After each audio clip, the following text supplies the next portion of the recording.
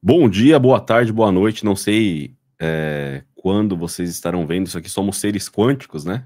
Você pode estar vendo isso hoje, amanhã, mês que vem. A gente está com um programa novo aqui. Vamos ver direito se vai ter algum nome, alguma coisa, né?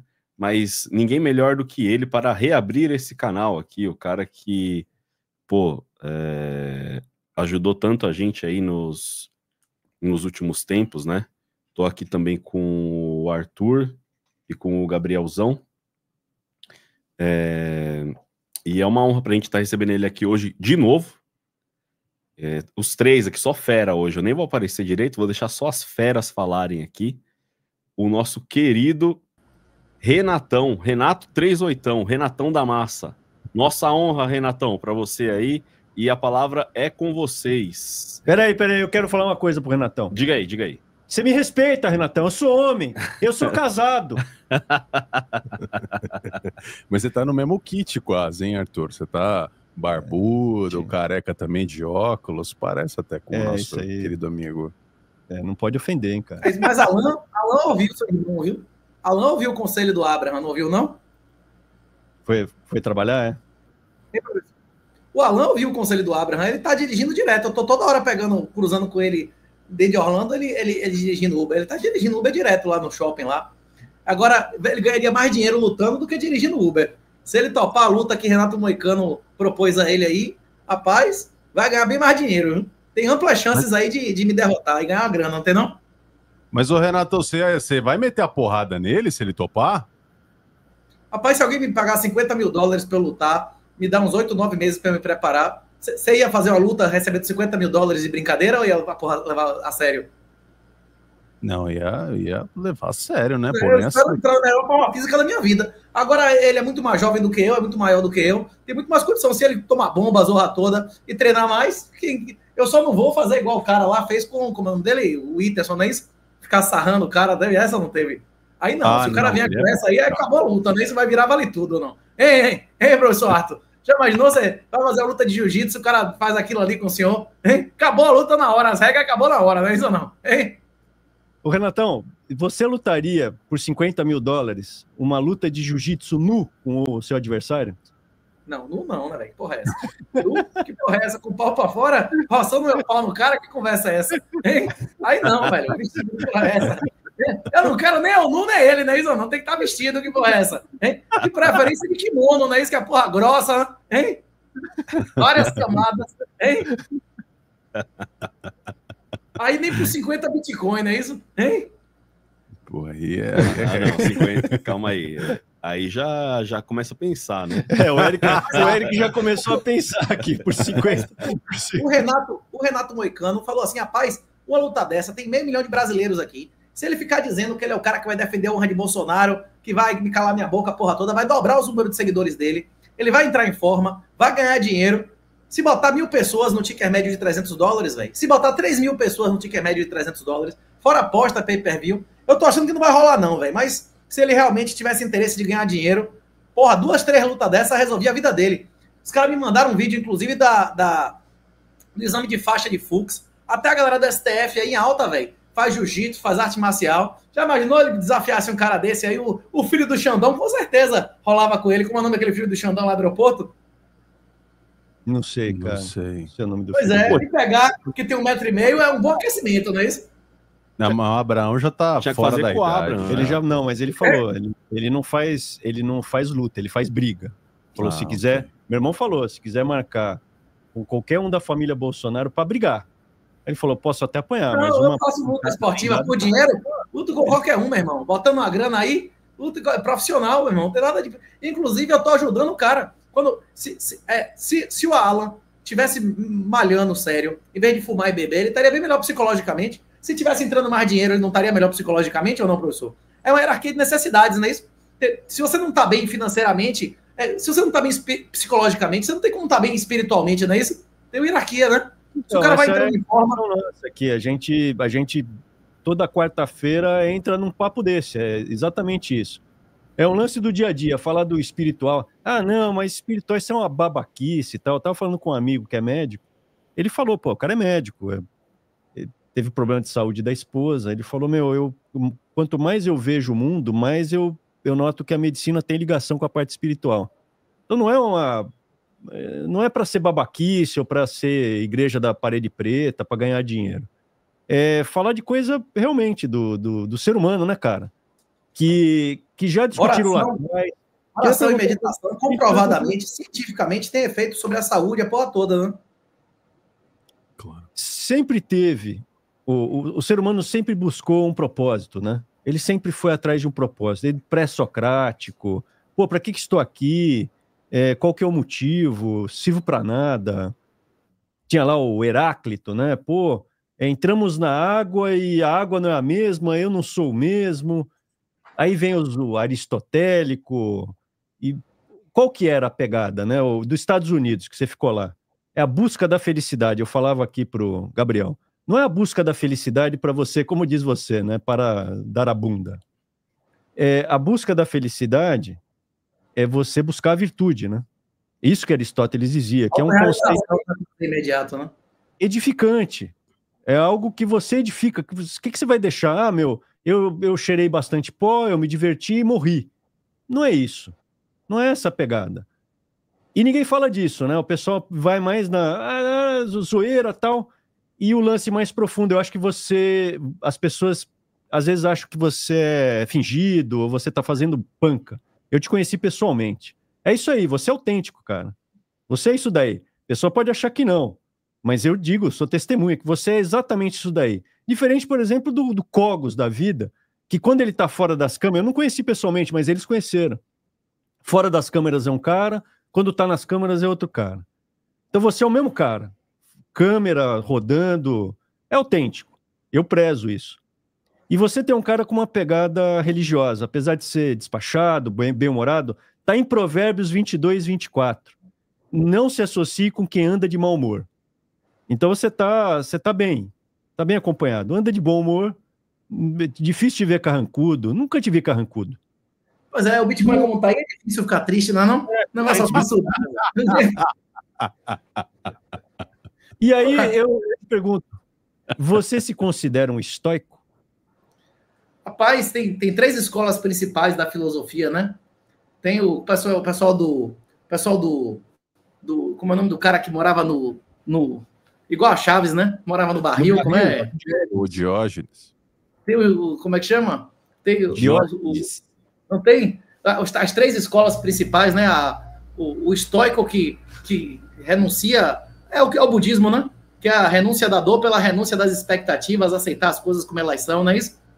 Tem o Aristóteles, o Platão, né? Que eles buscavam bem acima de tudo, o certo, o bem, né? E tem o pessoal do barril lá, como é o nome do cara? Que você falou agora aí, os cínicos, o cínicos. Diógenes. O Diógenes era cínico porque cínico é de quines e é cão em grego. Que o cara via que nem um cão, eu não preciso de nada, cara. Ele vivia empurrando, ele empurrava o barril. Aí falou, por que você tá empurrando o teu barril? Que é pra tirar sarro de vocês aí, que vocês ficam vivendo tuas vidas aí, não serve pra nada a vida de vocês. Então tô zoando com vocês. Ele pedia esmola pra estátua, falou, por que você tá pedindo esmola pra estátua, Diógenes? É pra treinar a rejeição das pessoas. Quando eu peço esmola, ninguém me dá. Esse cara era engraçado.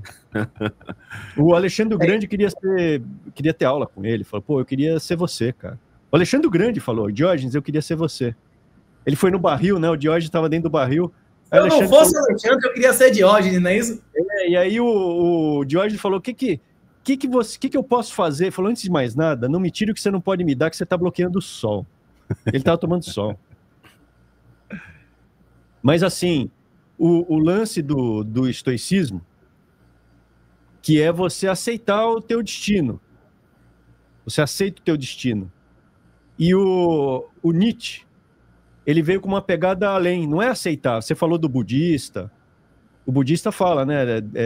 Desapegue, né? Aceite. O Nietzsche falava, não é aceitar. É você abraçar o seu destino. Seja qual for a coisa ruim que acontecer, você tem que abraçar. Que para mim, na época dos estoicos, não tinha Cristo, né? Mas na época do Nietzsche tinha. E no Pai Nosso tem, né? Seja feita a vossa vontade. E mais que isso, você tem aceitar as coisas, não se revoltar, né? Tessalonicenses 5,18, em tudo dai graça. Então você eu sou não é a verdade e a vida. Se você não aceitar a verdade, você está negando a quem, não é isso? Exatamente. Oh, Deus. Então, se você ler, eu estava ouvindo Jó de novo, e o Jó só levou na cabeça. Ele começou assim, né? O diabo passa, Deus fala, e aí, diabo? Onde é que você estava? Aí ele fala assim, eu fico ouvindo áudio Bíblia, né? E aí eu ponho italiano, que é para maximizar a minha felicidade. Então ainda fico ouvindo italiano. Aí italiano ele fala assim, ô diabo, e aí, como é que você tá? Aí ele fala, eu tava vagabundando. É vagabundando que aparece? É vagando por aí, andando pela terra. Italiano, vagabundando.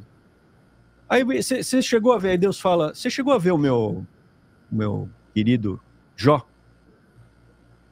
Eu vi. Então, o que você acha? Eu acho que ele só te defende porque você encheu ele de bênção. Tira o patrimônio dele, você vai ver. Tira o patrimônio. Aí Deus falou assim, beleza, diabo, faz o seguinte, arranca tudo de patrimônio, faz o que você quiser, só não mexe com ele. Não mexe com ele. Com o patrimônio você pode arregaçar. Pô, o diabo arregaçou com o patrimônio, matou tudo, não sobrou gado, não sobrou bode, não sobrou ovelha, não sobrou nada. E aí, ele continuou, diabo, e aí, diabo? Foi lá? Fui. E aí? Beleza, ele continua te defendendo e tal, mas tira a saúde dele. Se você não desse saúde para esse cara, ele ia te xingar. Aí Deus falou assim, beleza, vai fundo, pode arregaçar. Pô, matou 10 filhos, matou os 10 filhos, não matou a esposa, matou os 10 filhos do Jó. Não, a esposa antes tivesse tirado, né? Que a esposa ainda ficou estirando o cara a das costas a Deus, antes tivesse levado, né? Hein? A esposa estava colaborando com o diabo, que ela estava mandando o cara das costas a Deus, não é isso ou não? Hein? Antes tivesse levado e devolvido 2 novas, não é isso? Não. A esposa do João não ficou mandando ele dar as costas a Deus ou não? Tem uma música do Sérgio Reis, ele fala assim, acho que não vai dar AdSense, não vai dar. Não. Ô, meu sogro, você tem que ser meu sócio para ajeitar a nossa vida. Só existe uma saída, vamos bolar um negócio. Ô, meu sogro, o negócio é o seguinte, a minha mulher briguenta, que já completou 40, troco por 2 de 20. E a velha sogra, que os 60 já fez, não tenha medo, meu sócio, caprichando no negócio, vamos ganhar por 3. Tá vendo? Renatão conhece Sérgio Reis? Eu acho que é mais fácil trocar 3 de 60 por 1 de 20, viu? Eu inverso aí, viu? Eu quero saber onde é que ele vai fazer esse negócio, né? Hein? Mas aí o que acontece? O Jó, cara, ele começou, o diabo foi lá e ulcerou ele. Deixou ele cheio de úlcera. Aí ele falou, não, aí foi demais. Aí chegou 3 amigos dele e falou assim, ô Jó, você fez alguma coisa de errado? Eu não fiz, cara, eu não fiz. Você fez, por que Deus está te castigando dessa forma? Não, mas eu não fiz. Aí os amigos começaram a prensar, ele falou, não, realmente, putz, mas eu não fiz nada de errado. Eu não fiz nada de errado. Aí ele foi peitar Deus. Pô, Deus, qual é a sua, cara? Igual Abacuque também foi peitar Deus. Pô, qual é a sua, cara? Sempre fui leal, sempre fui fiel. Pô, nunca fiz nada de errado. E eu tô sendo escorraçado aqui, morreu todo mundo. Tô cheio de úlcera. E aí Deus falou, pô, cara, você tá me peitando, né, bicho? Aí Jó se ligou. Falou, não, realmente, eu vim nu para esse mundo, né? Saí do ventre da minha mãe nu, eu vou embora nu, eu dou graças por tudo. Aí Deus falou, é isso aí, cara, você pegou o espírito. Você pegou o espírito. Tá lá em Jó. Essa passagem é interessante que Deus mostra o passado, os dinossauros, e diz assim, você tá vendo as estrelas? Você compreende por que eu criei as estrelas? É de lascar, né? Você compreende por que eu criei as estrelas? Então cala a boca, obedeça, não é isso ou não? Hein? Você quer entender mais do que eu. Você quer saber mais do que eu, né? Ele nem sabia o que eram as estrelas, não é isso ou não? Você compreende porque eu criei as estrelas? Você compreende o Behemoth, os animais, a porra toda, mostrou dinossauro, a porra toda. O quê? É verdade, Renatão. Uma questão aí de perspectiva diferente. Você foi para os Estados Unidos aí há pouco tempo atrás, inclusive aí quase saiu na mão lá com o Alan. Eu não retribuía, não. Eu só luto com ele, é dinheiro. Agora, se ele me desse 2 pau ali, ele me deu um presente. Se ele tivesse aceitado o que eu fui oferecer a ele, eu estaria agora no inquérito das fake news. Inclusive, ontem o pessoal me denunciou no inquérito das fake news, não foi? Você viu o negócio do que disseram que Galípolo disse que o dólar ia chegar a R$5? Tem uma lista lá dos caras que repostaram a porra que eles denunciaram no inquérito das fake news. Você viu isso ou não? Não, não vi. Mas você tá no meio? Eu repostei lá, porra, eu não sabia que era falso, inclusive repostei fazendo gracinha. Me botaram na lista lá, me denunciaram. Olha, é isso. Se eu chegasse lá e ele aceitasse o que eu tinha para dar a ele, eu ia me fuder, não é isso? Eu ia pagar o preço. Ele não aceitou, ainda me devolveu em dobro. Porque um monte de petista ainda quis tirar foto comigo, ficou alegre pra caralho. Se ele me desse um tapa ali e fosse preso, era capaz do PT me dar uma medalha, não é isso? Se ele me desse um tapa, um soco ali, chegasse a polícia e prendesse ele em flagrante, era capaz de eu ganhar uma medalha do PT. É isso. Outra novidade, professor, foi que seu colega, mesmo que exerceu o mesmo cargo que o senhor, o mesmo dia do senhor, ontem foi denunciado, ontem foi condenado na primeira instância por racismo, né? Como é o nome do cara que botaram numa cadeia lá sem privada? Felipe Martins. Rapaz, o cara fez um ok. O cara fez um ok. Que porra é essa, velho? O cara fez um ok e foi condenado por racismo. Você acha que o cara cometeu aquilo? Ele fez com a intenção mesmo de ser racista ou como é? Qual a explicação, velho? Desse cara não ter fugido do Brasil, ele tá na cadeia ou ele tá solto? Ele tá em prisão domiciliar. Como a maioria dos votos. Quem gravitou em volta mais? Hein? O senhor acha que fazer um ok é um ato racista? Pode ver. Os bolsonaros estão de boa. Quem tá preso, quem tá com tornozeleira, é a galera que gravitou e ajudou. Todo mundo em volta ali. Até o general, cara.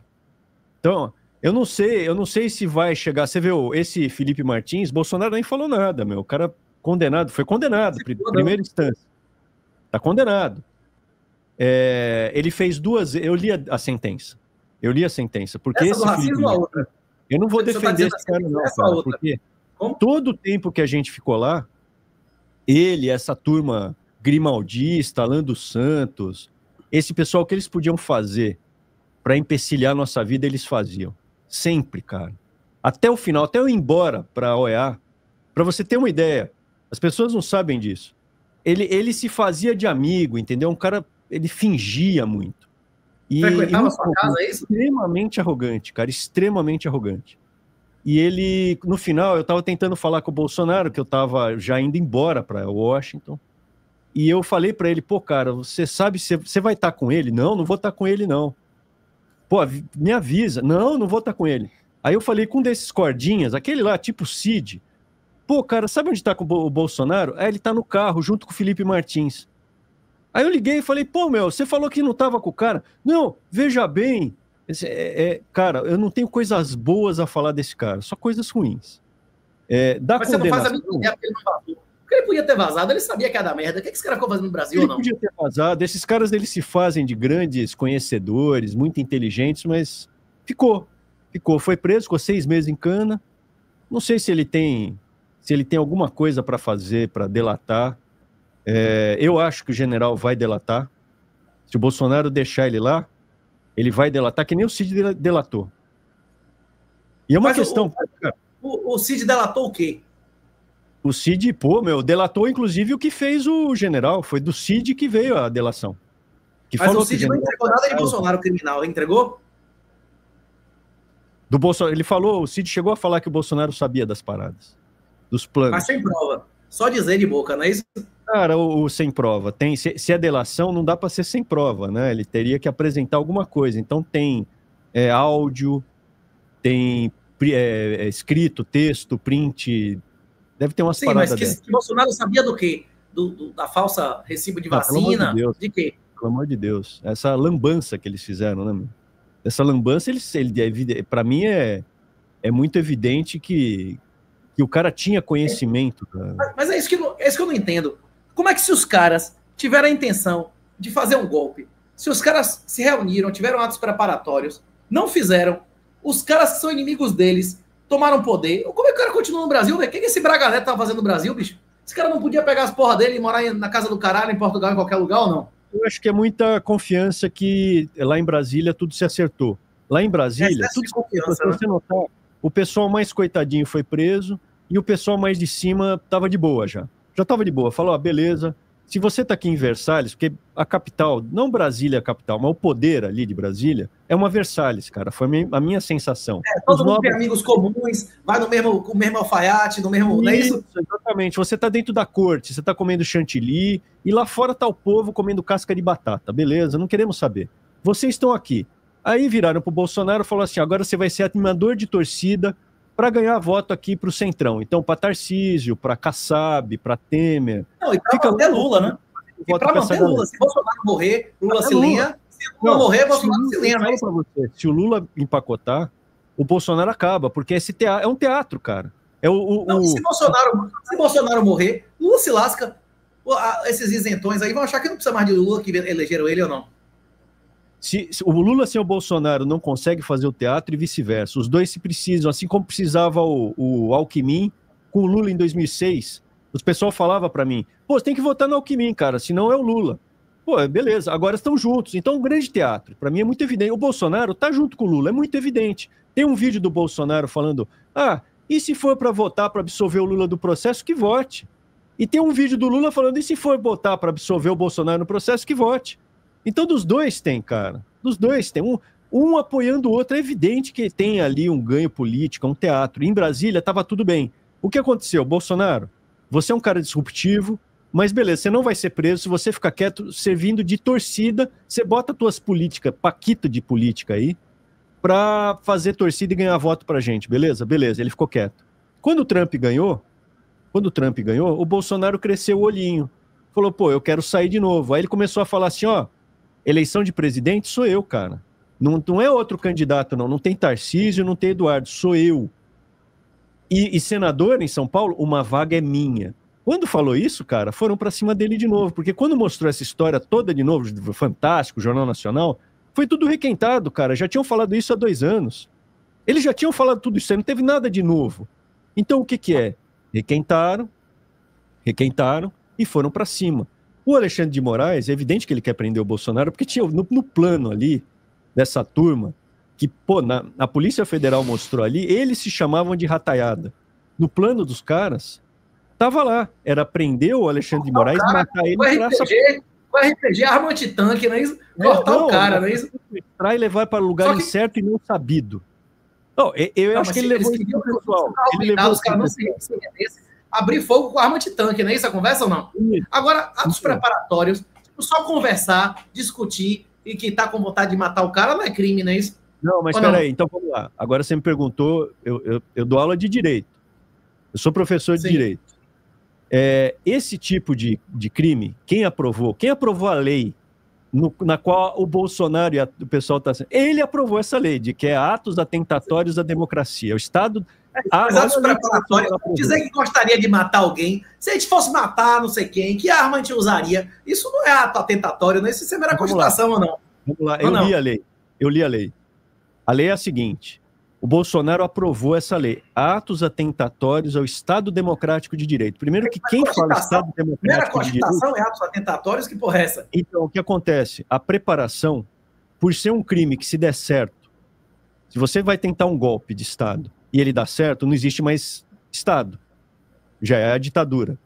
Então, sim, o ato preparatório... República, ele pode criar protocolos para várias situações. Lá nos Estados Unidos tem protocolo para invasão ET, para guerra, para porra toda, não é isso ou não? Para morrer o Congresso inteiro. Vocês, olha, vamos planejar o que nós vamos fazer se hipoteticamente, não é isso, o judiciário for comprometido. Não tem que ter protocolo para tudo isso ou não? Hein?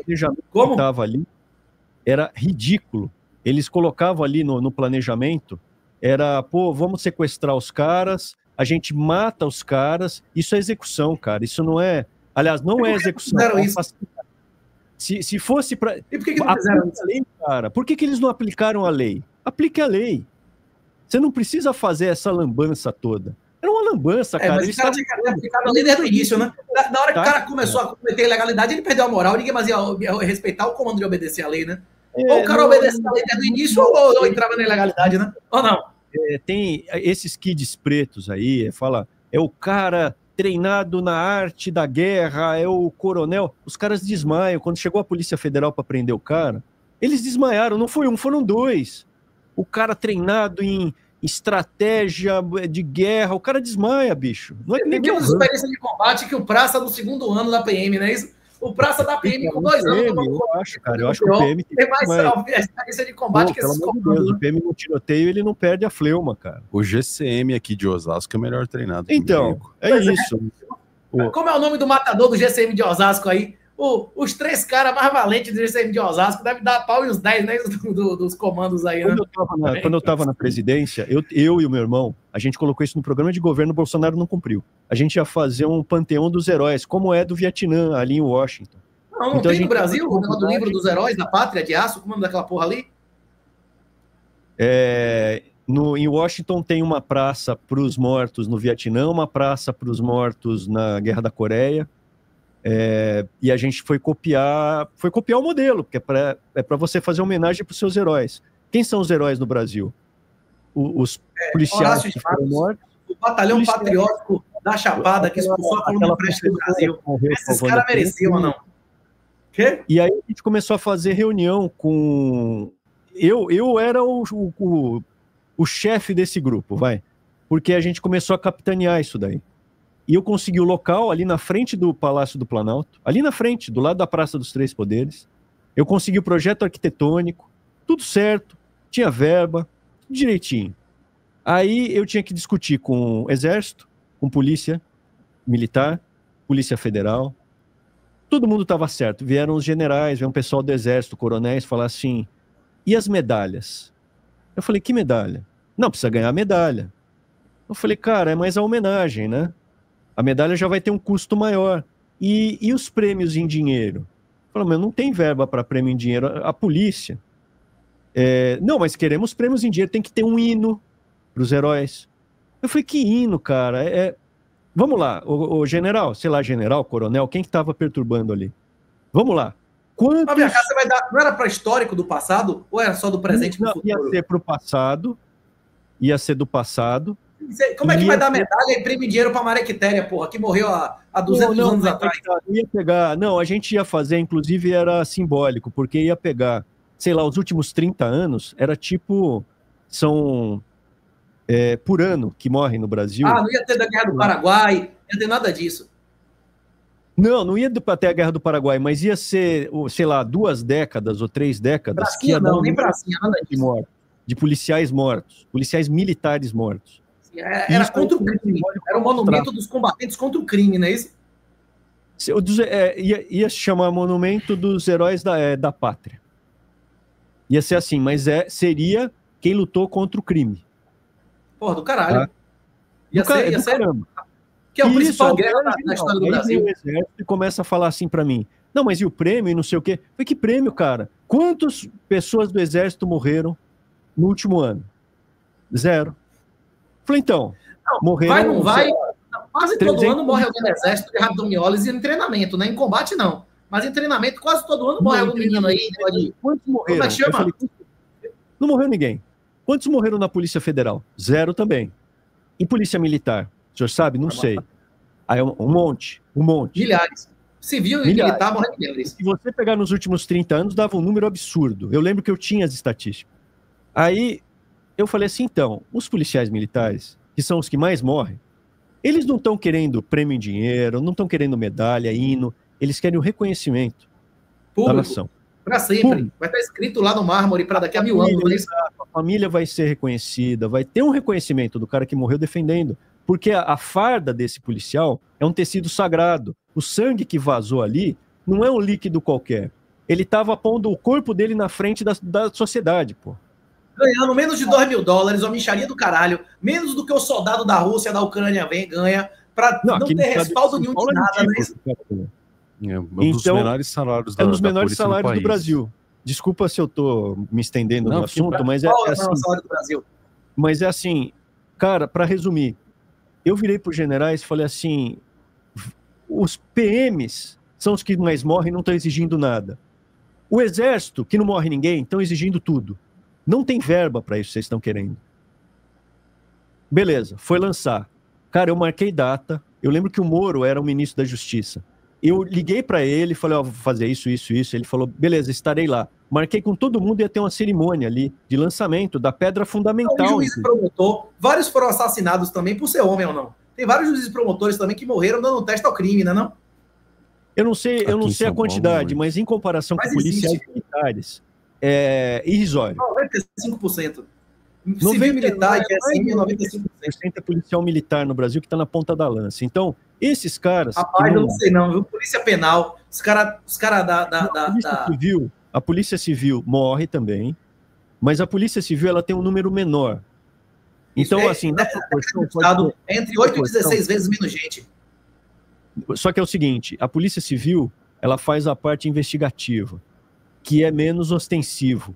Na parte ostensiva, você tem mais pegada, troca de tiro, o cara às vezes não está preparado para aquela situação, o cara puxa o berro, ele puxa o berro. Pois mas quem vai subir o morro lá quem vai subir o morro para efetuar a ordem de prisão é a civil, viu? Inclusive, um negócio que o governo poderia acabar no Brasil é o oficial de justiça, né? Contudo, online, não precisa mais existir oficial de justiça, né? Basta bloquear o telefone do cara, bloquear a conta bancária do cara, bloquear a utilização da identidade do cara para embarcar em avião, para utilizar o serviço público, que não precisava mais ter oficial de justiça, né? Cara, quando eu fiz a campanha em 2022, que eu e meu irmão, a gente falou, beleza, vamos tentar ser dois deputados federais e a gente consegue fazer a alavanca do Arquimedes. Porque meu irmão estava em primeiro nas pesquisas da BBC, do El País. A esquerda estava falando, não, realmente, esse cara está em primeiro lugar empatado com o Haddad para governador de São Paulo. E eu estava com o nome, o pessoal falando para ser senador. Aí veio o movimento bolsoleprista e destroçou a gente politicamente, inventando um monte de mentira, vocês são ingratos, inveja, vocês são traidores. E todo dia fazendo programa destruindo. A gente falou, beleza, vamos para 2 deputados federais que a gente consegue ter legitimidade lá fora para fazer as coisas. E eu cheguei a fazer vídeos falando, o processo investigatório, de investigação criminal no Brasil, ele é medieval. Ele é de um tempo que o juiz, ele era o delegado. Então é um processo separado do outro. Você faz a investigação, você sabe disso. Você faz o inquérito policial, ele demora um tempão, ele é todo cheio de formalidade inútil, e depois que tudo acaba, tem BO e tudo mais, aí começa um novo processo do zero. Se o juiz aceitar a denúncia. Não existe delegado em nenhum lugar do mundo. O único lugar do mundo que existe delegado é o Brasil. Vamos fazer igual aos Estados Unidos. O BO, ele é 3 páginas. O inquérito policial, 3 páginas. Quem faz? É o policial que fez a prisão. Então, por que não? A polícia militar, junto com a polícia civil, faz um corpo para que a polícia civil, inclusive você fazer uma escala de promoção melhor, né? Não precisar galgar tantos degraus. Então você consegue melhorar o salário dos caras e deixa o policial militar que fizer a prisão, ele já faz a investigação. Já encerra isso aí, não precisa ele ir lá para contar para o civil o que aconteceu. Cara, aí fiz essa proposta, chega lá o Tarcísio, fala assim, não, vamos melhorar, tal, vamos fazer um grupo de estudo. Morreu a ideia. Pegou a ideia, anunciou e não fez. Não dava para fazer. Tinha um monte de coisa que dava para melhorar aqui. É que falta alguém, é impossível. O Bukele é o Salvador, o país mais violento do mundo. 134 assassinatos por 100 mil habitantes. Resolveu. Pois é, aqui a tendência está sendo centralizar ainda mais. Inclusive, os judiciários todos estão fazendo órgãos de controle, criando órgãos policiais sem nenhuma previsão legal. Metendo bronca com o regimento interno, não é isso? Agora, cada órgão vai querer ter sua polícia privada, né? Para fazer o que quiser, receber suas ordens e obedecer suas ordens. O problema é esse. Inclusive, a carreira jurídica no Brasil, do jeito que está, ela só vai aumentar o gasto. Nunca existiu, se eu estiver enganado, me corrija, nenhum grande país que gastasse mais com o judiciário do que com defesa. Vocês acham que China, Índia, Rússia, Estados Unidos gasta mais com o judiciário e com defesa?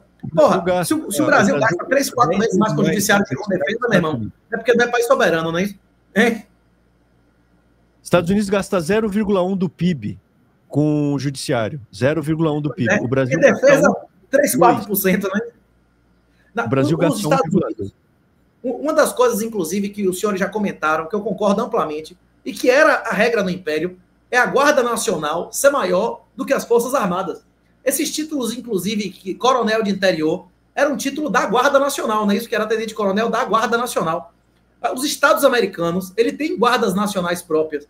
Só que, normalmente, no Brasil Imperial, não se recebia salário. Ela para honra e pelo cargo, não é isso? Que o cara era da Guarda Nacional.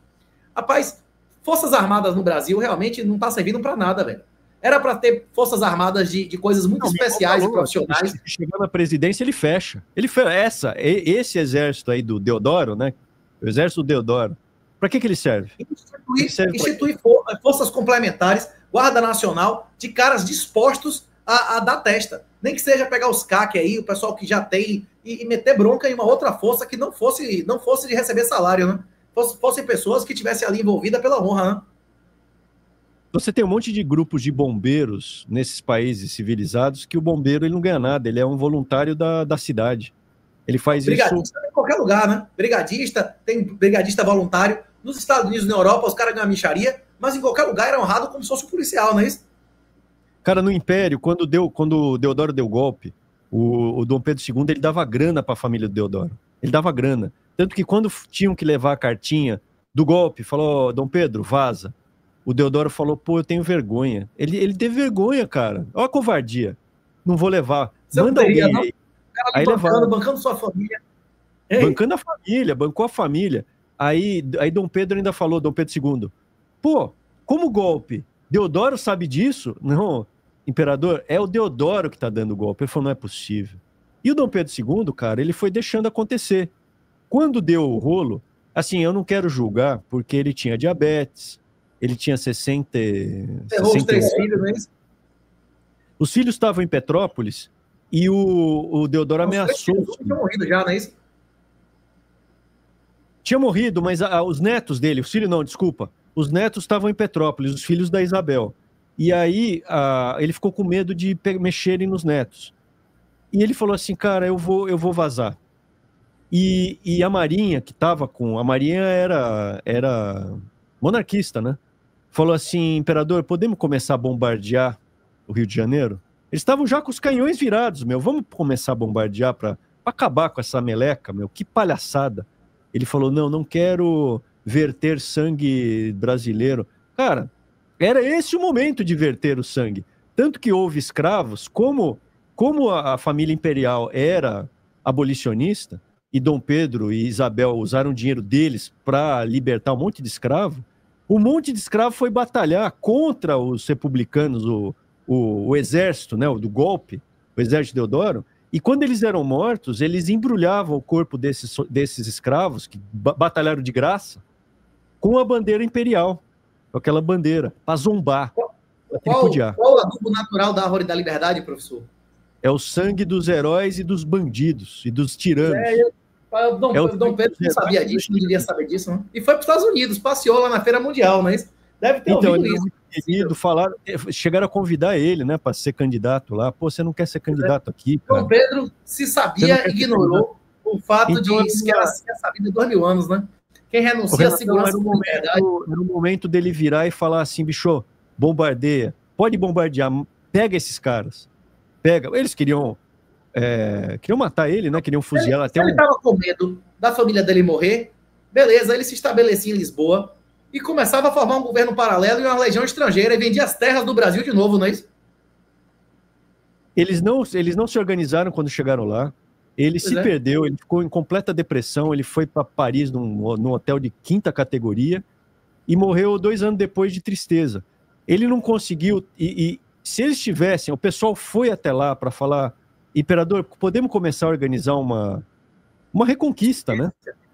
Ele não quis, cara, ele, assim, é difícil de julgar o estado de saúde dele, mas, cara, era o momento de você peitar, era o momento de não deixar isso acontecer, a gente tá pagando até hoje, a gente não tinha ideia. Na verdade, isso mostra a superioridade da monarquia eletiva do que a monarquia hereditária, né? Porque o cara teve 3 filhos homens, morreram os 3 filhos homens, ele não era muito religioso, era inclusive anti-religioso.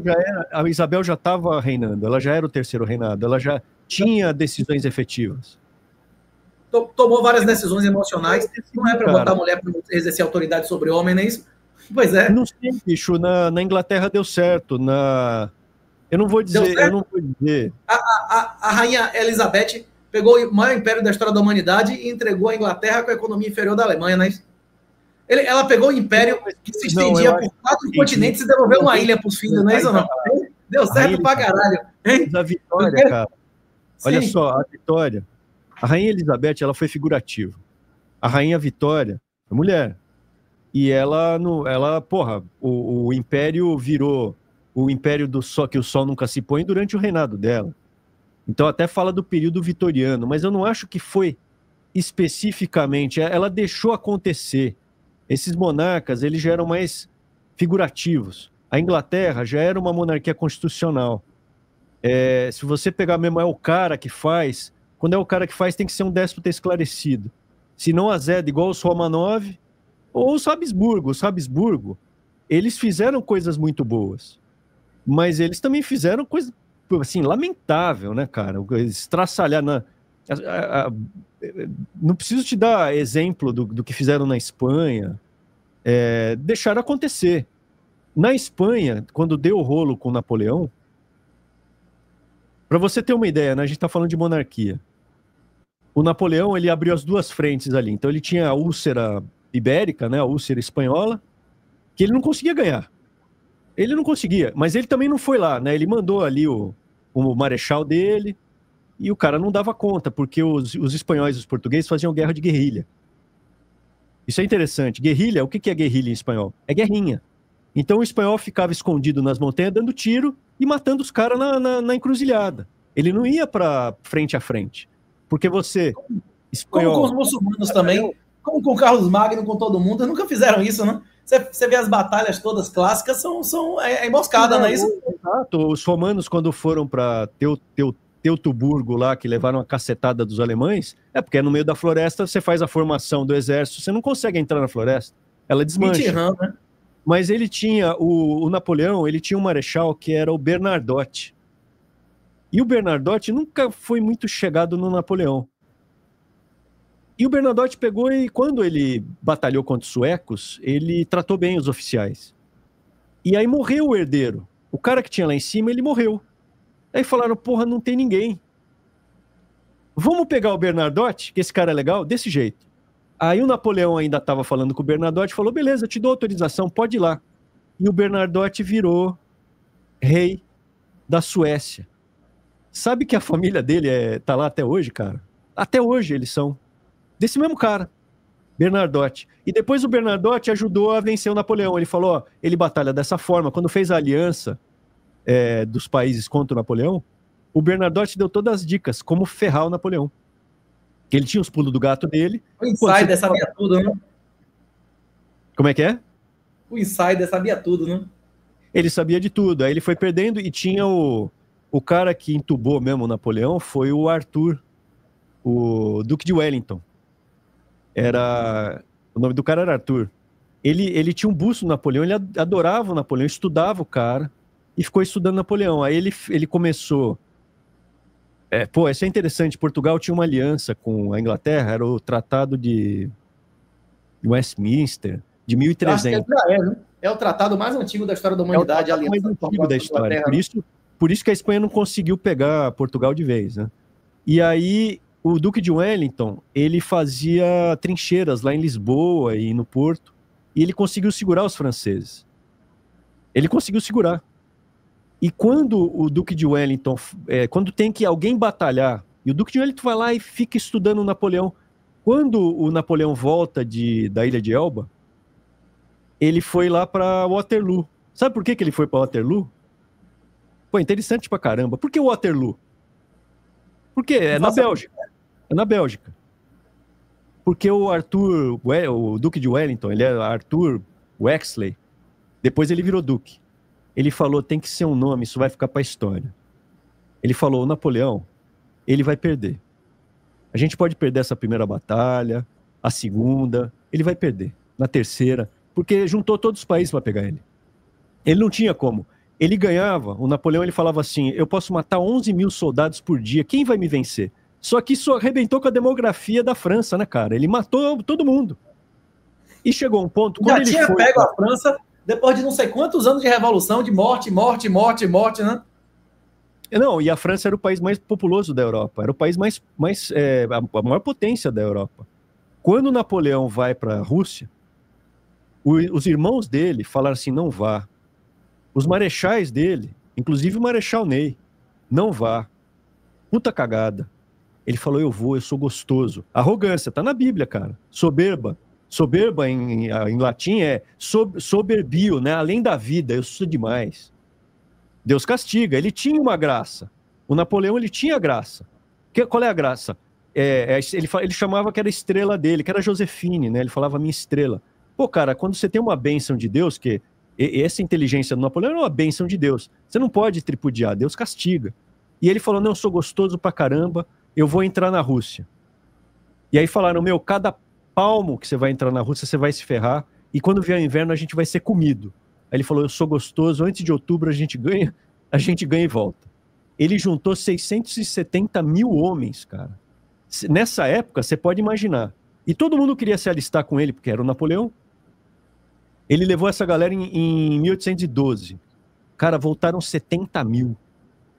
Ou 90, Trapos humanos. O cara que volta, já acabou a vida do cara, né? Não, os caras as narrativas, cara, é interessante pra caramba. Ele foi pra lá e o imperador russo ficou em São Petersburgo fazendo lero-lero pra ele, ó, tchau, tchau, tchau. O Bernadotte juntou com a galera. Quando ele perde em Moscou, que ele sai fugindo de lá, começou um baita de um frio em outubro. Os caras menos 20, começou a apodrecer os caras. O frio era tanto que apodrecia. Quando ele voltou, juntou toda a galera, e aí o que aconteceu? Ele casou com o Habsburgo, com uma Habsburgo. Ele ficou na dúvida se casava com a irmã do Alexander, do russo, do imperador russo, ou se ele casava com o Habsburgo. Ele falou, vou casar com o Habsburgo. Aí o russo ficou puto com ele.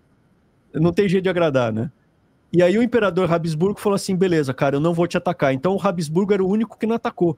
Mas, pô, juntou Prússia, juntou Inglaterra, juntou Rússia, juntou Ibéria. Aí, ele tinha duas frentes, ele tinha a Ibéria e tinha a Rússia. Perdeu, cara. Tanto que quando Adolfo foi entrar na Rússia, falaram, você é louco, cara. O Napoleão já fez isso, deu errado. Duas frentes. Você vai abrir duas frentes? Aí ele falou, o Adolfo, eu sou gostoso. Não tem jeito, cara, essa arrogância. Mas as monarquias ali, elas se juntaram. Você me pergunta de monarquia. A monarquia Romanov é um nojo, cara, o que eles faziam. Um nojo. Agora, os Habsburgo tiveram momentos brilhantes, tanto que foi no Império Habsburgo que Haydn, Beethoven, Mozart, pô, esses caras só em música, o que eles produziram é divino. E mesmo no Brasil, se você me perguntar a família Bragança, né? Pô, esses caras mandaram, o Dom Pedro I segurou o Brasil, ele podia ter fragmentado igual a América Espanhola, imagina um monte de paizinho pequeno. Depois o Dom Pedro II manteve o país junto. Não podia ter segurado o Império mais não? Podia ter mantido a União, em vez de permitir que o Dom Pedro I não permitiu que o Brasil e Portugal se separassem. Na verdade, o Dom Pedro I foi o seguinte, ele estava aqui e ele foi heróico, cara, ele foi fisicamente heróico. Ele manteve o país junto, ele até usou o Cochrane lá, aquele pirata, para manter o país junto. E aí quando o irmão dele, o Miguel, né, que não era... A mãe dele acho que deve ter dado um chifre no Dom João VI, é o que dizem, né, os historiadores. E esse Miguel, irmão dele, começou a armar uma revolução em Portugal. Então ele teve que largar o Brasil com o filho dele. Tanto que em Portugal você tem um movimento ainda dos miguelistas. Você tem o pessoal que defende a família Bragança e tem os miguelistas, que é essa do Miguel, não, né? O cara ganhou a guerra, não matou o Miguel. O Miguel morreu tipo 40 anos depois dele, não é isso? O cara faz dar um golpe, o cara é derrotado em combate, não mata um cara, ele viu o irmão morrer também mais 40 anos, né? O Dom Pedro I morreu de tuberculose, mas ele foi lá guerrear para defender a filha dele, né? Ele foi defender a filha dele. Mas no Brasil manteve o filho ficou aqui. E o Dom João VI, cara... Podia ter promovido união real, inclusive com casamento de primo, né? Sem precisar separar. Se o Brasil e Portugal fossem apenas um país na virada do século XIX, eu duvido que o destino das guerras coloniais fosse o que aconteceu. Com a indústria de São Paulo e a população do Nordeste, velho, não ia ter negócio de comunista certo em Angola, Moçambique, o pau ia comer e acabou, não é isso? Hein? Rapaz, foi terrível para todo mundo. O Brasil, Portugal, as colônias sofreram brutalmente com essa separação. E o Reino Unido tivesse continuado, acho que todo mundo estava melhor agora, né? A escala é sempre melhor, né? Se você mantém escala grande, ela é sempre melhor. Se você vai fragmentando, você tira o poder. Mas Portugal, cara, Portugal ele é um país socialista. Tá na Constituição, sabia que a Constituição portuguesa, no preâmbulo, está escrito: nosso objetivo é transformar numa república socialista. A Constituição portuguesa, a primeira Constituição portuguesa foi uma cópia da nossa, de 1824. Mas a atual é uma Constituição revolucionária da Revolução dos Cravos comunistas, não é isso? Então, eu não sei o grau de influência que Portugal podia ter. Portugal tem 10 milhões de habitantes? Poderia, eu acho que a escala seria boa para ser um país só. Portugal é isso hoje, depois de 200 anos dos que são empreendedores caíram fora. 20% de quem nasceu em Portugal não está mais em Portugal, caiu fora, não é isso? Por isso que o problema é demográfico, por isso que ele está recebendo tanto imigrante. O jovem inclusive, se estiver em Portugal, quiser me ver, estarei aí, com meu nome, estarei aí em maio, mês de Maria, vai ter evento no Porto, vai ter evento em Lisboa, vai ter workshop, meetup, a zorra toda. Clique na SR38TAO aí no X, no Instagram, que tem um link lá para o evento de Portugal. Pode meter bronca lá, viu? Se você estiver em Portugal, quiser me encontrar. Eu vou fugir um pouco do assunto aí da monarquia, eu quero falar um pouco disso aí que você mencionou, que é o mês de Maria. Que uma discussão que a gente tenta defender aqui no Farol, e nesse projeto que a gente vai falar mais adiante, é realmente unir a cristandade. Então você tem hoje, friamente aí, 3 vertentes. Você tem os protestantes, os católicos e os ortodoxos. E aí existe uma briga entre essas 3 vertentes que o pessoal que é católico fala, pô, Lutero, não sei o quê, vocês são tudo discípulos de Lutero, vocês aboliram a igreja de Pedro e não sei o quê. O protestante evangélico, ele fala que o católico é idólatra. E os dois falam que o ortodoxo é um braço do Império Romanov. E a gente quer acabar com esse tipo de discussão. Mas tem o ortodoxo grego e o russo, não é isso? Não tem o grego também? O ortodoxo grego é o que vinha de Bizâncio, né? Que vinha lá de considero bizantino. Quando o Bizâncio finalmente acabou, o Renascimento, ele é dito que ele surge no momento que Bizâncio cai, que os otomanos conquistam. Por quê? Porque as mentes saíram dali e foram para os impérios veneziano, florentino, não é o florentino do Tiririca, florentino e genovês. Eram os 3 lugares que você tinha, naquela loucura de pós-Idade Média, mais liberdade. A produção de livros em Veneza era o equivalente a toda a Europa. Veneza produzia mais livros que a Europa inteira. E aí, quando caiu, porque as muralhas de Bizâncio, que seguraram por séculos, era o que tinha sobrado. Se não fossem as muralhas, os otomanos usavam até aquele cospe-fogo, né? Aquele canhão cospe-fogo. Então, a época de Justiniano tinha ficado lá para trás, cara, mas ainda tinha os resquícios de civilização. O que segurava eram as muralhas. Quando as muralhas caíram, eles fugiram de lá. Inclusive foram para a Rússia. Essa parte religiosa, né, ortodoxa, que é aquela cruz. Isso. O Gabriel morou na Rússia. Uhum. Eu acho que um dos maiores conhecedores dessa parte religiosa, pô, sem jogar confete, que eu vejo na internet, inclusive. Então ele é muito mais gabaritado para falar do que eu. Sim, hein, Gabriel? Você fez igual o Ryan e pegou a russa lá para engravidar, não? Sua mulher é russa, não? Você sabe quem é Ryan, não? Você sabe quem é Ryan? Eu conheço, mas a minha experiência... Eu tô focando no Ryan, desmoralizou ele no negócio da linha verde, não? Hein? Eu não vi essa história, mas eu trouxe a russa também, não?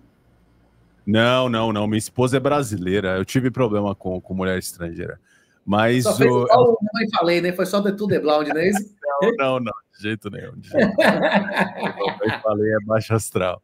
Ô, Renatão, uma coisa importante, até mudando um pouco de pauta, o Bukele, acho que foi ontem ou anteontem, anunciou uma reserva de 3 trilhões de dólares em ouro, lá em El Salvador. Mas essas reservas já eram conhecidas. É porque é o seguinte, El Salvador tinha uma lei proibindo mineração, atividade de mineração. É um país pequeno e tal, e a mineração é um negócio que destrói, inclusive, terra agricultável e tal. Não entendeu o que eu estou dizendo? Sim. Uma das coisas que ele está querendo fazer é a redução de red tapes, né? Redução de burocracias. Ele está autorizando que comecem a atividade de mineração, que durante muitos anos, desde a época da guerra, era proibido a atividade de mineração no país. Não entendeu o que eu estou dizendo? Essas reservas elas não foram descobertas, elas sempre existiram. Só que era ilegal explorar elas. Não entendeu o que eu estou dizendo, Gabriel? Sim, entendi. É que Agora, ele anunciou, né, como esteio para os próximos passos do governo, né? Porque a ideia lá com o Nayib Bukele é meio que continuar no poder, vai fazer sucessor, tal. Deu super certo o modelo deles até agora. Não sei, viu? Rapaz, espero que faça. Viu? O cara tá com 90% de aprovação, ele faz o que quer agora, viu? Se ele não fizer, é porque ele não quis, não é isso? Agora, se ele vai botar a mulher, o irmão, quem é que ele vai botar no poder lá, não sei, viu? Mas se mantiver esse nível aí, o cara faz o que quer com o país, né? O cara com 90% de aprovação, velho, 1%. Inclusive, ele podia ter matado a galera, metido micro-ondas, e não tá matando. Por que ele não tá matando? Porque esses caras existirem entrar na cadeia é uma ameaça permanente, que se entrar alguém que não seja da coligação dele, solta todo mundo, não é isso? Então, mas esse é um detalhe também que é importante você ter tocado. Por exemplo, você pega o decreto do Bolsonaro, quando ele ganhou lá em 2018, questão de CAC, né? Que a gente vai entrar nessa questão um pouco. Liberou para todo mundo geral. Pô, então quer dizer, não chegou a liberar geral, porque o Xandão tinha liberado antes lá na questão do Sigma, foi até melhor nesse sentido do que o próprio Bolsonaro. O Xandão liberou guarda municipal de cidade pequena. Aí foi explosão. Os caras, além do desarmamento, dizia que, salvo engano, 500 mil de pessoas na cidade, uma porra assim, não é isso? Xandão dos porra nenhuma, vai ter 5 mil habitantes, Madeira, não é isso? Exato. E aí o que aconteceu? O Bolsonaro, ele liberou, todo mundo podia ter ponto .40, 45, ACP, 9mm, agora voltou tudo, agora é 380 lá no máximo, se você quiser... Inventaram um calibre aí, uma desgraça aí, brasileira, que na hora que cair a proibição vai sumir, como é o nome do 38, sei lá o quê, não é isso? TCP. Inclusive a Taurus fez arma e tal. Vai ficar um elefante branco, é jabuticaba brasileira, é o de sempre, né? Um 380 com essa merda aí. Pelo menos 380, sabe que é um calibre que existe em outros países, você vai encontrar munição em algum lugar, né? Ou não? E aí, também tem questão, a peça para reposição, tem todas essas questões, né? Mas, por exemplo... E comparando... Não vai existir. Vai sumir essa história. E aí você pensa no seguinte, poxa, lá em El Salvador, a sua analogia. Então o Bolsonaro, ele fez aquele primeiro decreto lá das armas, retirando toda a autonomia que poderia ter no futuro e condicionando a permanência dessas armas e desses calibres restritos à permanência dele na presidência, que não rolou depois. E agora, você pega lá, por exemplo, deu que é Damares lá, o pessoal do Novo, Girão, votou em imposto do pecado em arma de fogo. Então, quer dizer, essa turma aí é complicada, né, cara? O cara, ele condiciona, bota uma série de questões para que ele permaneça no poder e você continue tendo os benefícios, do que, de fato, ele fazer uma reforma estruturante. Pois é. Não tinha maioria. Beleza. O que é mais difícil passar? Reforma previdenciária dilmista, botando pocando nos aposentados ou apoiar arma de fogo? Apoiar arma de fogo era 10 vezes mais fácil politicamente, não é isso? Hein? Mais popular, inclusive. É que a reforma da Previdência tinha os Weintraub, né, cara, para passar também. Foi o Arthur e o Abraham que... Pois é. Que não, mas os mesmos votos que aprovaram isso, aprovariam a lei de armas, não é isso? E não só... Não, ele aprovou um monte de lei complementar, cara. Ele podia ter pego uma... emenda constitucional, pô. Ele aprovou umas 200 emendas constitucionais. Ele podia ter pegado uma emenda constitucional, podia ter feito um plebiscito. Eu falei isso na campanha. Faz um plebiscito, cara. Por que não... Um plebiscito só precisa... Aprova a lei... Aprova a lei e faz um referendo só para aprovar a lei, não é isso? Faz uma lei com previsão legal de que vai ter um... Como teve essa lei do desarmamento, teve um referendo, não é isso? Tem um negócio do referendo, se a maioria autorizar, acabou, não é isso? Não teve um negócio desse? O referendo das armas, a questão é a seguinte, o referendo das armas que o Lula fez não foi respeitado. E todos os plebiscitos no Brasil que foram feitos foram respeitados, inclusive aquele... que era o sistema, né? Que era perguntar, você quer monarquia, quer presidência? Foi plebiscito. Foi legal, porque foi da data errada e a família real não pôde participar publicamente, não é isso? Foi legal. Não entendeu o que eu estou dizendo? A data prevista na Constituição não foi respeitada. Eles mudaram a data. Naquele momento, a monarquia não conseguia. Hoje, você tem um movimento de monarquista muito mais atuante, né?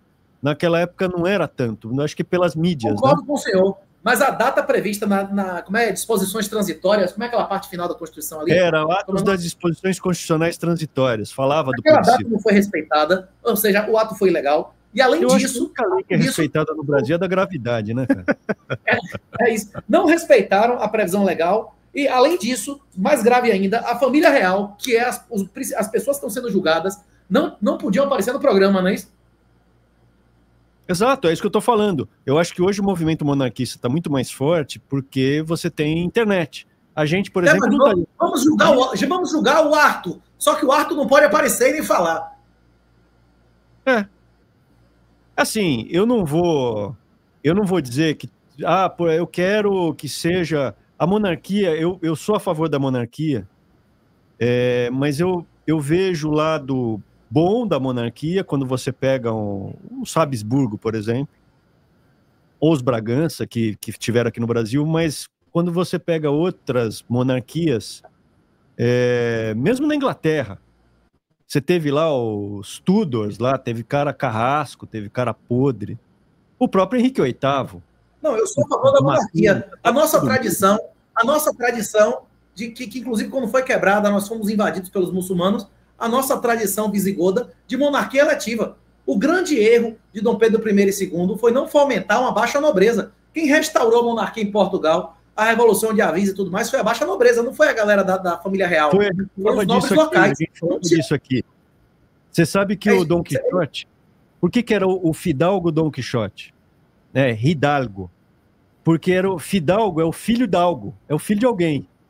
Porque o cara, se ele tinha possibilidade de comprar arma, ele virava um cavaleiro, que era para expulsar os muçulmanos da península. Começou com aquilo que a gente falou do Rodrigo Dias, de Vivar, né? O El Cid, não é o El Cid, El Cid, senão é os The Beatles, né, cara? El Cid. O que é El Cid em árabe?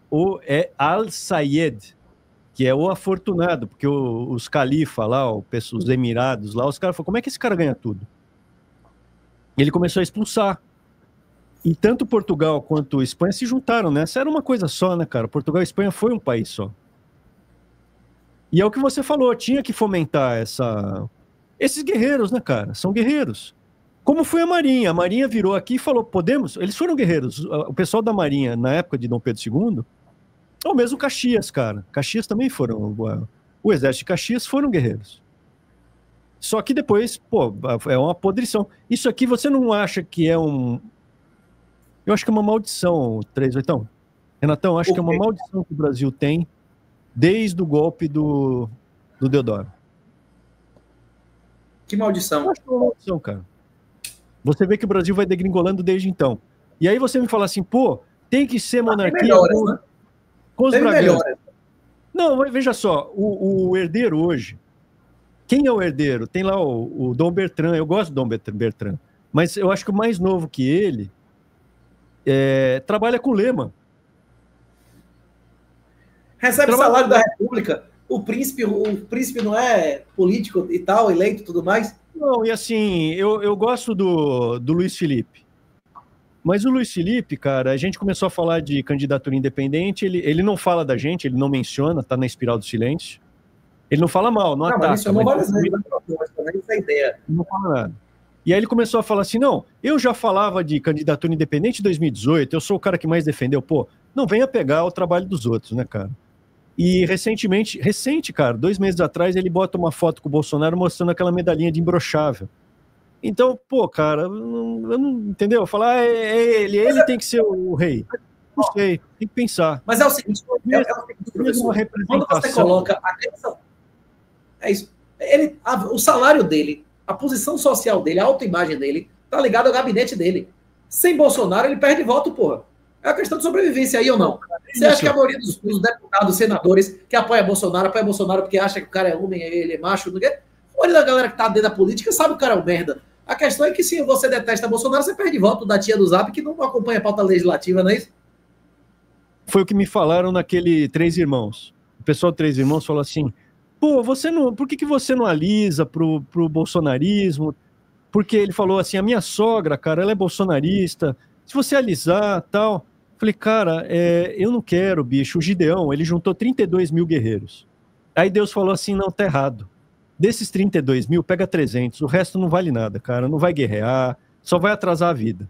Então, eu quero guerreiro, cara. Eu quero guerreiro. E aí falam assim, não, você e seu irmão, vocês não querem ser político? Vocês não precisam... Cara, eu não quero ser político. Eu não quero ter mandato, não quero ter gabinete, não quero, cara. As pessoas que não entenderam isso é muito mais profundo que o meu irmão e eu queremos. É muito mais profundo. Então, você pode pegar o exemplo do Leônidas com os 300 de lá, pode pegar o Gideão com os 300 da Bíblia, mas eu não quero, cara. Ah, não, você precisa... Senão você não vai ter o voto da tia do Zap. Eu não quero o voto da tia do Zap, cara, pra gente fazer a democracia, meu irmão. Já tem mais gente no Bolsa Família do que... Não. A democracia, ela começa com esse movimento de guerreiros e o povo vem atrás, como foi na Península Ibérica, 800 anos de Islã. Aí fala, não é possível, você não vai conseguir. Aí o Cid falou, eu vou. O Rodrigo Dias, eu vou. E começou a juntar. Quando ele começou, tinha 6 caras com ele, depois 80, depois 300, e ele foi juntando os guerreiros. Quando o pessoal viu que tinha o movimento, aí começou a juntar milhares de pessoas. Eu acho que vai ser isso no Brasil. A gente está fazendo isso aqui, e de novo, eu vou te agradecer. Eu vou te agradecer porque você foi o primeiro a quebrar a espiral do silêncio. O pessoal não falava da gente, não pode falar, inomináveis, porque as ideias são perigosas, né? O que a gente fez, né? O meu irmão acabou com as cotas, e depois o Bolsonaro reverteu. O meu irmão fez a carteirinha digital, arrebentou com a Uni essa carteirinha digital. O meu irmão ganhou um processo, foi o único ministro da Educação que processou um cara da Uni, o presidente da Uni, e o meu irmão ganhou o processo contra o presidente da Uni. Ganhou indenização. E as pessoas, isso chama muito a atenção. Por isso que o Centrão, o movimento Bolso-Lepra, veio para cima da gente. Porque isso representa uma ameaça muito grande ao sistema, cara. Só que as pessoas vão vendo, o rio corre para o mar. Essas verdades, e muita gente criticou, falou, o 38 interrompeu o Arthur. Pô, cara, é o teu jeito. Se eu não soubesse que você fala, é um bonequinho de gesso, né? O 38 não é um boneco de gesso que vai ficar em silêncio. Não, então, aquela conversa ali é para despertar interesse de pessoas que procuram da liberdade, procure seu livro, não é isso? Pô, você não ficou nervoso? Lógico que não, cara. Eu tô ali com... E um cara que abertamente gosta da gente, defendeu a gente. Não tenho como. Então eu te agradeço de novo. A gente tem que ser grato. Eu já me interrompi umas 4 vezes hoje, mas dessa vez eu deixei o senhor falar um pouco mais, não é isso? Depois você tá mais calmo que você andou tomando esse leite aí da mamadeira aí da tua filha. Mostra a tua filha. Ô, Renatão, tem uma questão para ti, querido. Seguinte. Fez uma pesquisa pouco tempo atrás aqui no Brasil, a revista Exame. 82% dos brasileiros muito preocupados com a sua segurança. Porque assim, você vê Brasil afora, cara, é arma na cara, você vê várias filmagens disso aí por semana, tá complicado. A criminalidade está caindo, Gabriel, e a tendência é continuar caindo. A criminalidade vai cair, tá de câmera em todo lugar, desmaterialização das coisas, tá acabando o uso de dinheiro físico, velho. O dinheiro físico cai a metade a cada 18 meses. E por causa da demografia, população, o cara não entra no crime velho, e geralmente o vagabundo não tem uma expectativa de vida alta, o vagabundo violento. O crime não violento vai explodir. Estelionato, golpes, phishing. Agora o crime violento só faz cair todo ano, não é isso? Uhum. A questão é a seguinte, é aí que eu ia entrar no ponto. Você tem uma questão demográfica que vai mudando a questão criminológica, né? Então o cara ele deixa de ser sei lá, um 5-7, o cara botar arma na cara do outro, para se tornar um 7-1, começa a dar golpe, e aí você vê N questões aí, pô, tem até golpes de aplicativo, de banco, esse tipo de coisa, é o que a gente tem visto de questão de demografia e crime. E aí, o que leva? Pô, muita gente fala da questão do Bitcoin, você fala disso aí, e o pessoal tem caído em golpes nessa parada, entendeu? Tem colocado dinheiro na mão dos outros, essas moedas. Não tem? Mas é o negão ali mandando foto de mulher, eu vou aí, não sei o quê, me passa o Pix. Os coroa aí não dá o Pix para novinho ou não? Hein? Tem um golpe do amor. E outra, Gabriel, você tá me ouvindo? Claro. A gente... O quê? Quando o Estado sofre erosão fiscal, quando se torna um Estado falido, a tendência do Estado agora é arrecadar mais ou menos em termos reais, cada vez menos, não é isso? A economia do Brasil tem cada vez mais ir para a formalidade. Quando o Estado se torna falido, uma das consequências na geopolítica clássicas do colapso do Estado é o warlordismo, que são senhores da guerra controlarem cada vez mais território e um pedaço maior do governo. Inclusive, o livro do professor Arthur é explicando o avanço das facções criminosas comprando e adquirindo pedaços inteiros, secretaria de governo do Estado de São Paulo, não é isso ou não? Hoje, os vagabundos controlam a área maior ou menor do que controlava 10, 20 anos atrás. A área do Brasil tem bairros em cidades que a polícia não entra, não é isso ou não? Ou não? Não existe isso ou não existe? Quem vende ali, quem vende a internet ali, quem vende a porra toda a água ali é o vagabundo, não é isso ou não? É isso ou não é? A tendência é isso aumentar ou diminuir. As milícias, as organizações de tráfico, que inclusive tem poder político e tem voto e elege gente, a tendência é que eles controlem mais ou menos área, mais ou menos órgãos governamentais. Minha conversa offline com o professor Arthur era exatamente essa. Eu estava dizendo para o professor Arthur, me diga uma coisa, bicho, quem é que vai apoiar um Bukele no Brasil? Se as facções, bicho, são um dos elementos mais poderosos, tanto em termos físicos, quanto financeiros e políticos que tem voto. Vai ser Lehman. Na hora que vier a hiperinflação, o varejo vai se lascar, a Odebrecht se lasca. Será que esses caras, esse Odebrecht, Camargo Corrêa, o Gutierrez, Andrade, será que esses caras que vão bancar ter um Bukele no Brasil? Porque tem uma hora que eles mesmos vão se lascar, não é isso? O PCC, o Comando Vermelho, quanto pior, melhor, né? Se virar uma Somália aqui, ele ainda tá ganhando dinheiro, não é isso? Gabriel? A gente trouxe um policial italiano aqui, gravamos o programa com ele, e a gente estava comentando daqueles juízes que foram explodidos lá pela máfia, né? Em algum momento, a sociedade italiana falou basta. Precisou explodir os caras para falar basta. E só quando a sociedade dá um chega, que aí começa a mudar. Então, quando você me pergunta, como que vai acontecer isso? Assim, você tem razão que a demografia do Brasil hoje tem muita população envelhecida. Então era para o Brasil ser um Uruguai gigantão, um Pacífico, uma paz aqui. Só que você tem assalto, você tem sequestro, você tem assassinato, toda loucura. Com uma população envelhecida. Como você tem disso?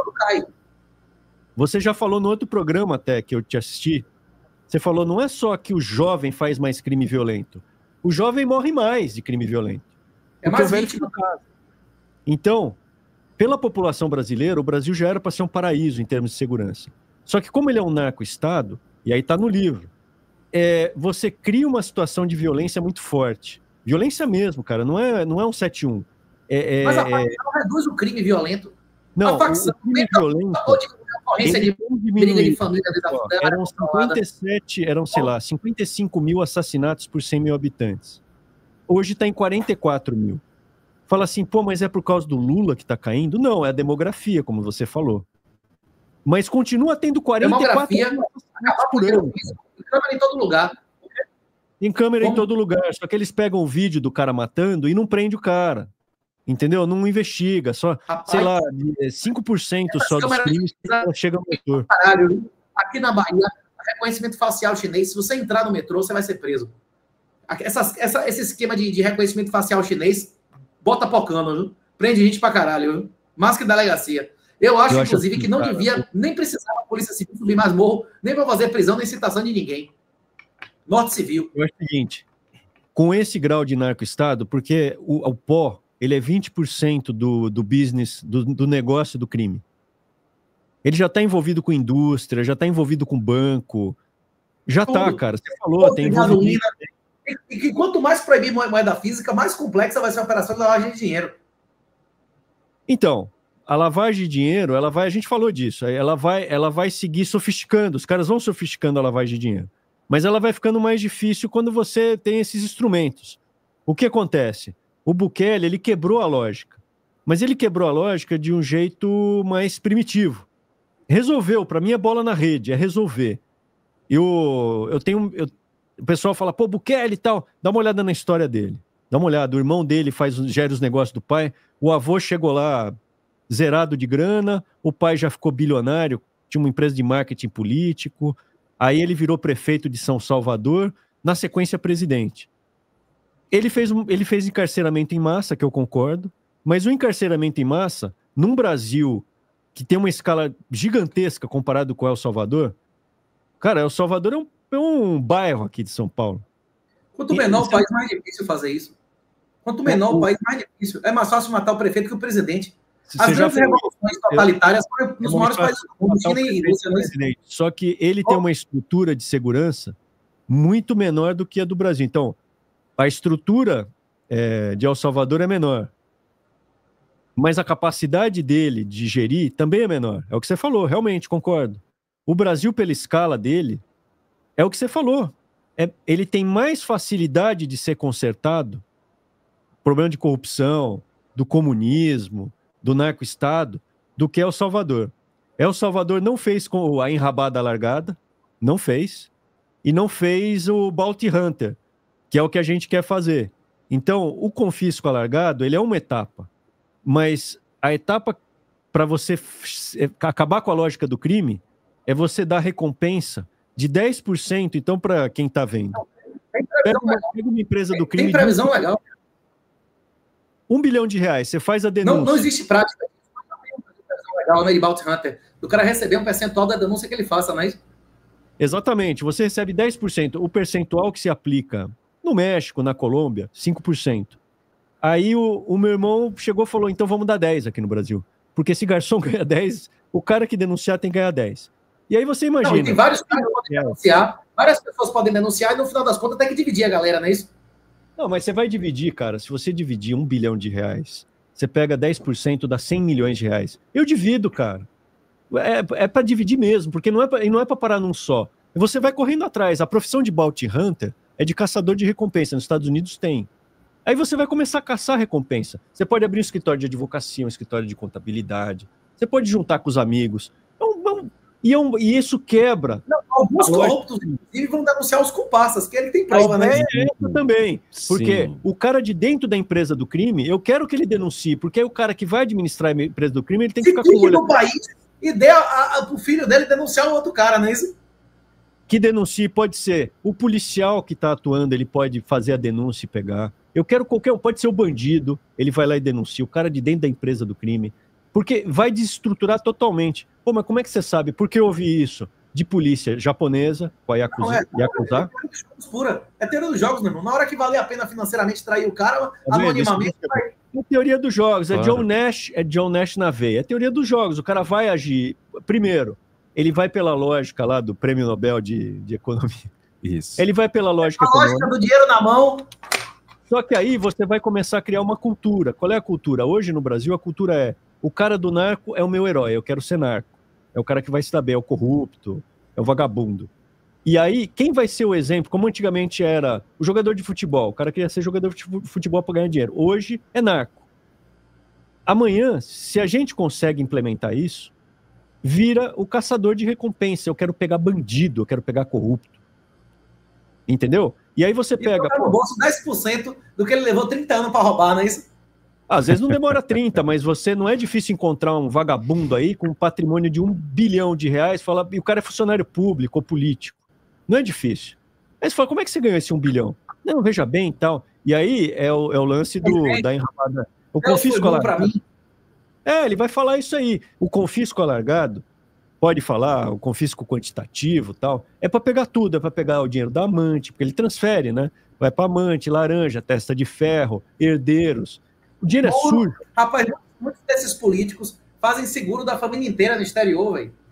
E na hora que o dinheiro entra, é isento, porque é natureza indenizatória e é outro país, né? Quando eu estava na OEA, esse era um jeito de pegar lavagem de dinheiro. Os caras fazem seguro, você vê o jeito de pagamento do seguro, tanto do prêmio quanto do recebimento, e você pega o cara. Porque normalmente eles fazem apólices de corrupto. Tem um jeito ali, tem um treinamento. Isso, por exemplo, se meu pai era corrupto e fez uma apólice de seguro para mim no Paraguai ou no Panamá, como é que eu vou ser punido por isso? Meu pai não morreu? Você entendeu o que eu estou dizendo, professor? Como é que vai deixar de me pagar? Mas aí o que acontece? Se você provar que o pai do cara era um corrupto, vagabundo, é redundância, né? Se você provar que o pai do cara era um corrupto, aí você vai atrás via sistema financeiro internacional e confisca esse seguro do cara. Você tem que descobrir que existe esse seguro, comprovar a origem ilícita, é um monte de coisa que tem que acontecer antes do cara morrer, não é isso? Não, você pode, depois que ele morrer, você pode pegar o dinheiro também. Tem muito político que morre, deixa 3 bilhões de reais, deixa um porta-avião e fala, como é que ele ganhou todo esse dinheiro? Não, mas mamãe deixou, eu fui abençoado. Não. O senhor viu as coisas que o Lula lá, da Síria deixou para trás, o amigo de Lula lá, como é o nome dele? O Assad? O nome do cara? O Assad deixou lá para trás Ferrari, coisa de ouro, obra sacra do século VIII. Você viu as coisas que o cara deixou para trás? Imagina o que ele levou, hein? Esses ditadores, tinha lá o cara da Romênia, que era o Ceausescu, o ditador da Romênia, da época soviética. O cara tinha uma privada de ouro, a privada do cara era de ouro. Quando o cara é ditador, ele arrepia. Os caras gastaram mais com concreto para fazer o Palácio do Governo do que qualquer obra do país durante 20 anos. Né? Tipo, umas coisas para eles nada besta, que é a população na miséria, né? Tem um lance da Síria, que é o seguinte, ele era alauíta. Então, a perseguição dos cristãos, ele pode ter sido o facínora, que ele foi. Mas a perseguição dos cristãos não foi tão intensa quanto eu acho que vai ser com esse cara que foi do Al-Qaeda e do ISIS. Agora, meu irmão, não sobrou um cristão lá. Não sobrou. Sobrou cristão. Tinha muito cristão ali, cara. Eram milhões de cristãos. Hoje deve ter uns 300 mil. É que a CNN, que os globalistas estão agora incensando, era um cara que era da Al-Qaeda, né? Como do cara. Como é que... Então, esse... Você ouviu a entrevista dele? Sim, eu vi.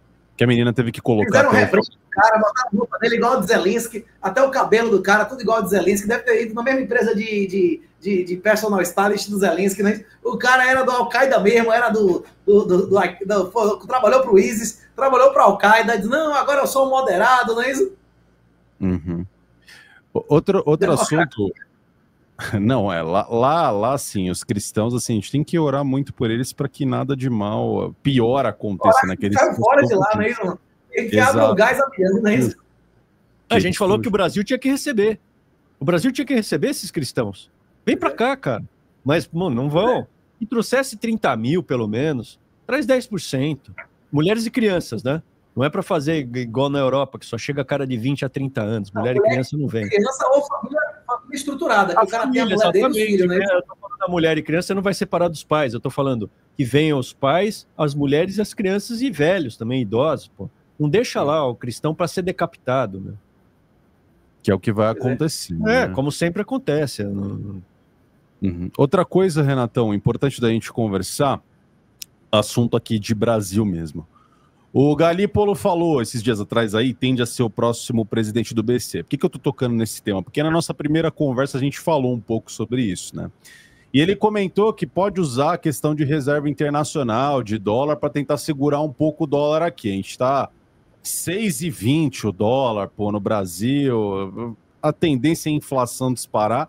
E é aquela história, pô, o cara, ele de repente querer segurar câmbio com reserva, pode atacar aí o pessoal, fazer ataque especulativo. Você tem N fundos do mundo aí que pode apostar contra. Não vou dizer ontem, anteontem, que eu não sei que dia esse vídeo vai no ar, mas teve uma semana aí que o Brasil queimou 3, 4% das reservas e não conseguiu segurar porra nenhuma e ficou desmoralizado. Como é? Taxa DI futura já está absurda aí, 16, 17%. E Lula disse publicamente que vai resolver isso e baixar o juro. Como é que Lula pode baixar o juro na tora? No grito, desvalorizando a moeda. Agora, como é que ele pode valorizar a moeda no grito? Ser pro cambiário, né? Isso que foi o que eu postei lá no negócio que o pessoal denunciou como fake news. Eu comentei sobre a notícia falsa de que Galípolo tinha dito que o dólar ia para R$5 ano que vem, que é fácil, é só fazer o câmbio oficial descolar do real, como a Argentina fez. Ele pode dizer que o dólar é R$1, não é isso, Gabriel, ou não? Claro, proibir todo mundo de fazer remessa no exterior, só os amigos do rei vão conseguir o dólar de R$5 e pro resto da galera é 50, não é isso? Maravilhoso, os balichitos ficaram tudo ricos assim, não é isso? Ficaram, é o famoso dólar blue. O cepo cambiário vai acabar na Argentina ano que vem e pode começar no Brasil ano que vem. Só que eu não sei se vai começar exatamente ano que vem ou daqui a uns 2 ou 3 anos, não é isso? A tendência é essa. A tendência é o país. Se eles, a tendência... O Brasil ainda tem mais de 300 bilhões de reserva. Tem muita reserva. Dá para botar um dólar tabelado aí para os amigos do rei e proibir remessa do exterior, mandar o CDA ao caralho, todos os compromissos de acabar a IOF e tudo por causa do caralho, não é isso? Porque... Eles não podem fazer isso? Sim, eles estão até aventando a possibilidade aí do IOF sair agora 0,5, 0,8 e para 25%.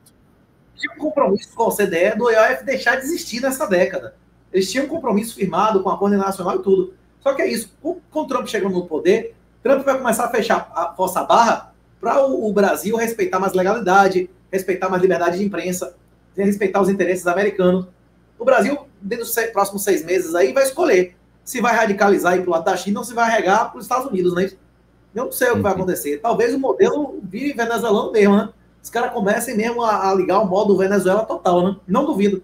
Inclusive, para que haja uma mudança institucional, é até melhor o aceleracionismo. Quanto mais rápido hiperinflação, quanto mais arbitrariedade, quanto mais prisão arbitrária, mais motiva a galera a fugir, né?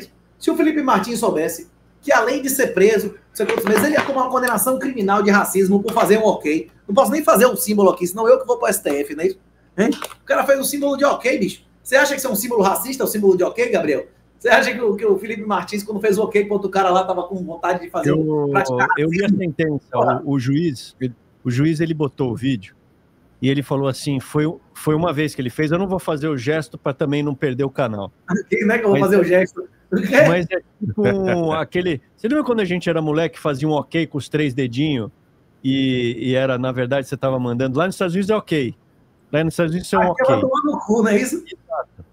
Aí ele pegou e fez uma vez. Só que invertido, cara. Quando você ajeita o paletó, ninguém faz isso com a mão toda virada para cima. Beleza, ele fez uma vez, poderia ter sido sem querer. Virado para a câmera. Tava lá o Pacheco, ele sabia que ele estava no ângulo.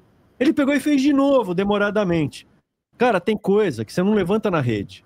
Aí o juiz pegou e falou, 2 vezes, a intenção. E botou lá, o cara deu uma decisão de 10 páginas, falou, tem intenção, foi 2 vezes. Eu acho que foi racismo isso? Tinha alguma implicação racial? Ele queria o cara tomasse no cu, não é isso ou não? Você precisa ser muito... Cara, você precisa agir com muita imbecilidade para ficar fazendo uns gestos assim e achar que as pessoas não vão ir para cima. Porque eu acho que ele sabia do que se tratava o gesto. Vai falar racismo? Acho que não. Eu acho que não. Mas, pô, não dá. Não dá pra... negro, os caras não é negro, do que se tratava o gesto. Eu acho que ele saberia do que se tratava o gesto. Mas eu te respondendo uma coisa, você fala, o Trump vai... Cara, eu fui, em 2019, eu fui na Casa Branca. E eu fiz uma reunião com o staff do Trump. Eu vi o Trump ao vivo 2 vezes, assim, na minha frente. Eu não bati o lero com ele, mas estava na minha frente. É um cara simpático, um cara legal, realmente. Assim, a atitude do cara para mim é boa. A equipe dele, a gente foi para uma salinha da Casa Branca. A Casa Branca cara, parece casinha de boneca, de pequena. Porque é de um tempo que era pobre, né? Então as salas são pequenas, as portas são pequenas. E, assim, não tem aquele glamour que o pessoal pode imaginar. A gente entrou lá, foi trabalhando, fazer reunião. Aí a gente foi numa sala, tava o Ernesto, o Felipe Martins estava eu e tava o staff do Trump. Aí eu falei para eles, cara, o Brasil, ele é pivotal. Falei em inglês, pivotal. É essencial. Se o Brasil, olha o big picture, falei para eles, se o Brasil cai, a América do Sul cai. Vocês perdem a América do Sul. Cara, era como se eu falasse, de manhã eu comi um ovo. Eles nem deram bola, eles usavam gravatinha borboleta e comia muffin, gordinho. Então, o Trump não vai fazer nada pelo Brasil, cara. Nada. O Brasil não interessa pro Trump, a não ser que o Brasil pegue algum cidadão americano e esculache. Quando o dono do Getter... Não está esculachando os interesses do Elon Musk aqui? Com a Starlink? Não, ele não está nem aí com o Elon Musk. O Elon Musk, o interesse financeiro dele no Brasil é insignificante. O Elon Musk está perdendo dinheiro. Ele arregou. O Elon Musk, naquele oba-oba, ele foi atrás do Bolsonaro, né? Ele, oba-oba. Não, arregou porque não tinha apoio no governo americano. Daqui a 3 meses muda. O maior apoiador, o cara que vai ganhar, foi o Elon Musk, não é isso? O dono do Getter. O Getter é um que criaram aí para competir com o Twitter. O dono do Getter virou assessor, o mesmo cargo que eu tinha. Ele virou assessor do Trump. Já é. É um rechuchudinho. Quando ele veio aqui, era o Biden. Quando ele veio para cá, a Polícia Federal barrou ele ali no aeroporto. Aí ele virou, respondeu, e aí ele falou assim, beleza. Aliás, o Felipe Martins estava lá, na cena. Esse cara tá nas cenas aí, né? E aí ele virou, viu, o Felipe Martins levou uma advogada lá, não resolvia, a coisa não estava resolvendo. Ele virou e falou assim, beleza, posso chamar a embaixada americana aqui ou vocês vão seguir nisso? Aí eles falaram, não, beleza, pode ir embora. Porque a hora que você mexer com o cidadão americano, aí sim Estados Unidos pode atuar. Enquanto não mexer com o cidadão, eles não vão fazer. Eu estava na OEA. A diplomacia, sabe, se não tem um interesse americano realmente, se tivesse um interesse, qual seria o interesse? O pó brasileiro está indo maciçamente para os Estados Unidos. Não está. O pó brasileiro vai para a África, Europa e Ásia.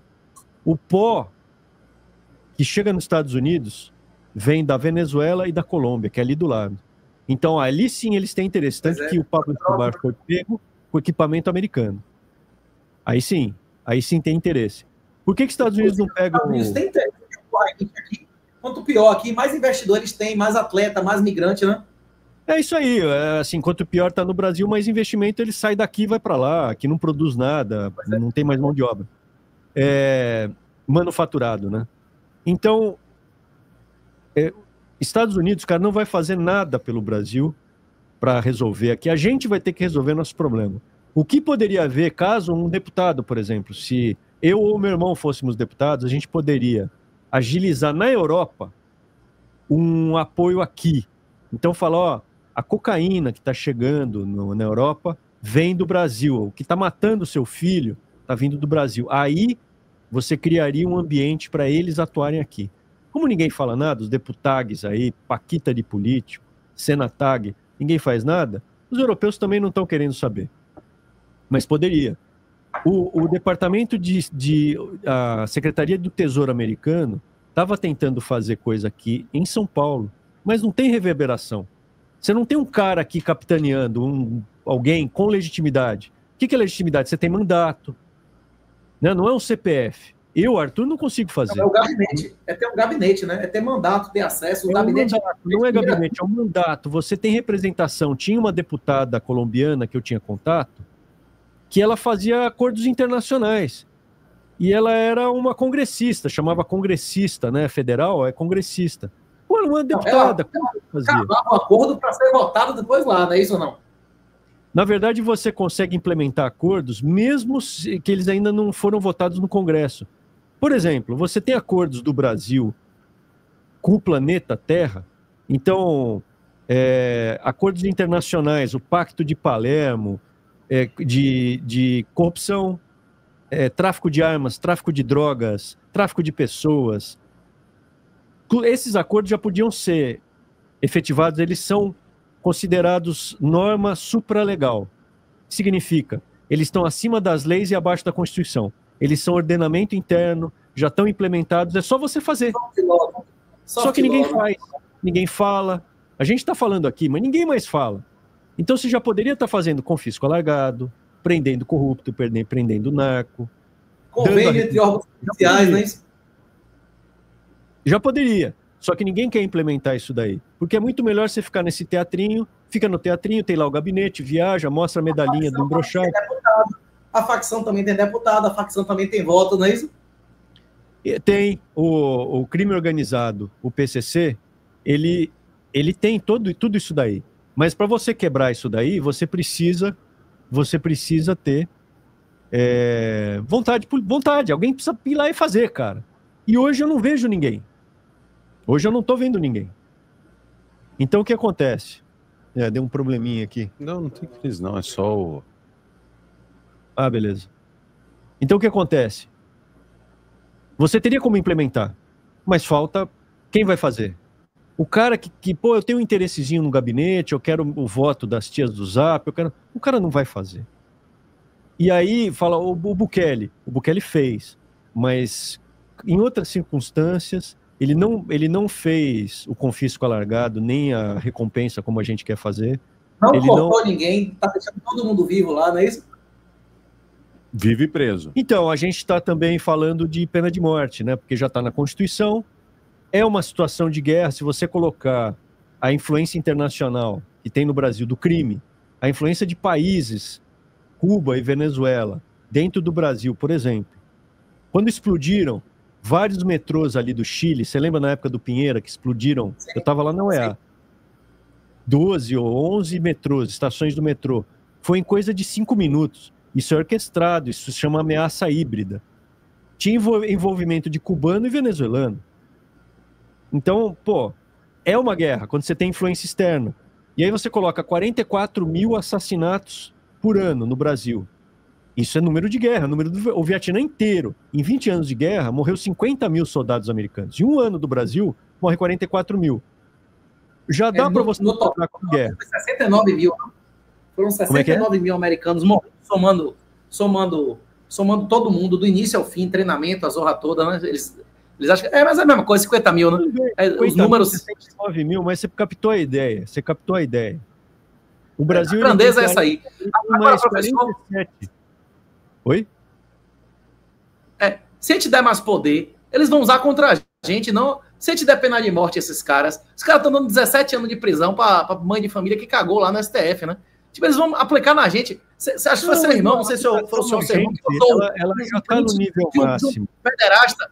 Como é o nome? Professor, sei lá o que, o pederasta que é amigo de Bolsonaro, de Michele aí. O que dizer, eu sou viado, mas eu não sou estuprador. Ele ainda não teve condenação em definitivo, cara. É isso. Mas viado, ele disse que a defesa dele é que ele é pederasta. Ele é viado, não é isso ou não? Que foi consensual, não chega a mim, foi estuprado. Mas sem entrar no mérito se o cara é estuprador ou não é. Ele é um cara que responde por estupro. E ele votou a favor da castração química e da lista de ofensores sexuais, porque ele sabe que não vai ser ele, meu irmão. O ofensor sexual, em regra, vai ser o otário que sofreu uma falsa acusação. A maioria acusação de estupro é mentira. Como é que vai fazer uma lista de ofensor sexual de um cara que não foi condenado? Que porra é essa? Castração química cumulativa? A castração tinha que ser física e alternativa. Se o cara foi castrado, cortou o ovo dele fora, precisa esse cara estar na cadeia para ser estuprado? Para virar um vetor de espalhar AIDS ou não? Hein?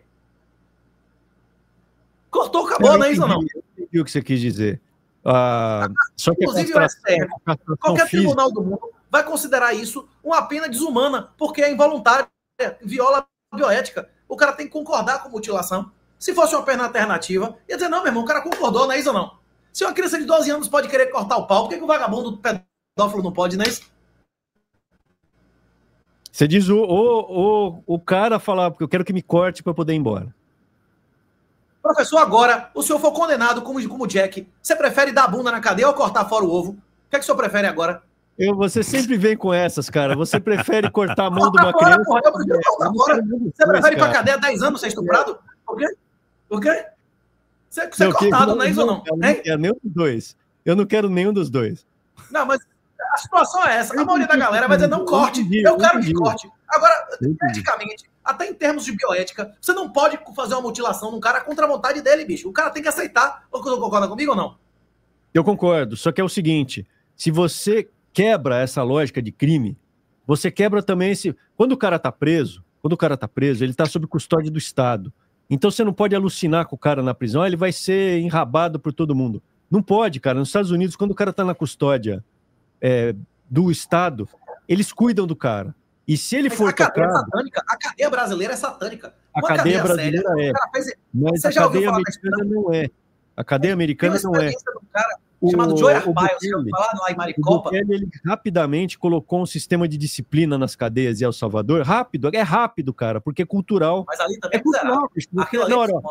Quem urinar fora da latrina tá ferrado. O cara para. Eles sabem, cara. O cracudo, eu falar, o cracudo é doidão. A gente fez uma live com um psiquiatra que lida com isso. Ele falou, cara, o cracudo, ele não vai na boca e mata o cara, o chefe da boca. Então não é. A violência extrema, ela é respeitada. Ela é respeitada. Então, se você colocar, falar, ó, quem abusar pode ser executado. Pode ser executado. Fala, ó, você vai roubar R$1 bilhão. R$1 bilhão, você pode ser executado. Você vai notar que vai acabar. Porque o cara vai falar, eu não quero. Então a violência extrema, ela é sempre respeitada. O ser humano, mesmo na loucura, ele respeita a violência extrema. E a violência extrema, ela só pode ser utilizada, como dizia Jesus. Jesus mandou os apóstolos comprarem espadas. Vão e comprem espadas. A espada venda sua roupa e compre uma espada, não é isso? Venda o seu manto e compre espadas. A espada, cara, não é para você passar manteiga no pão.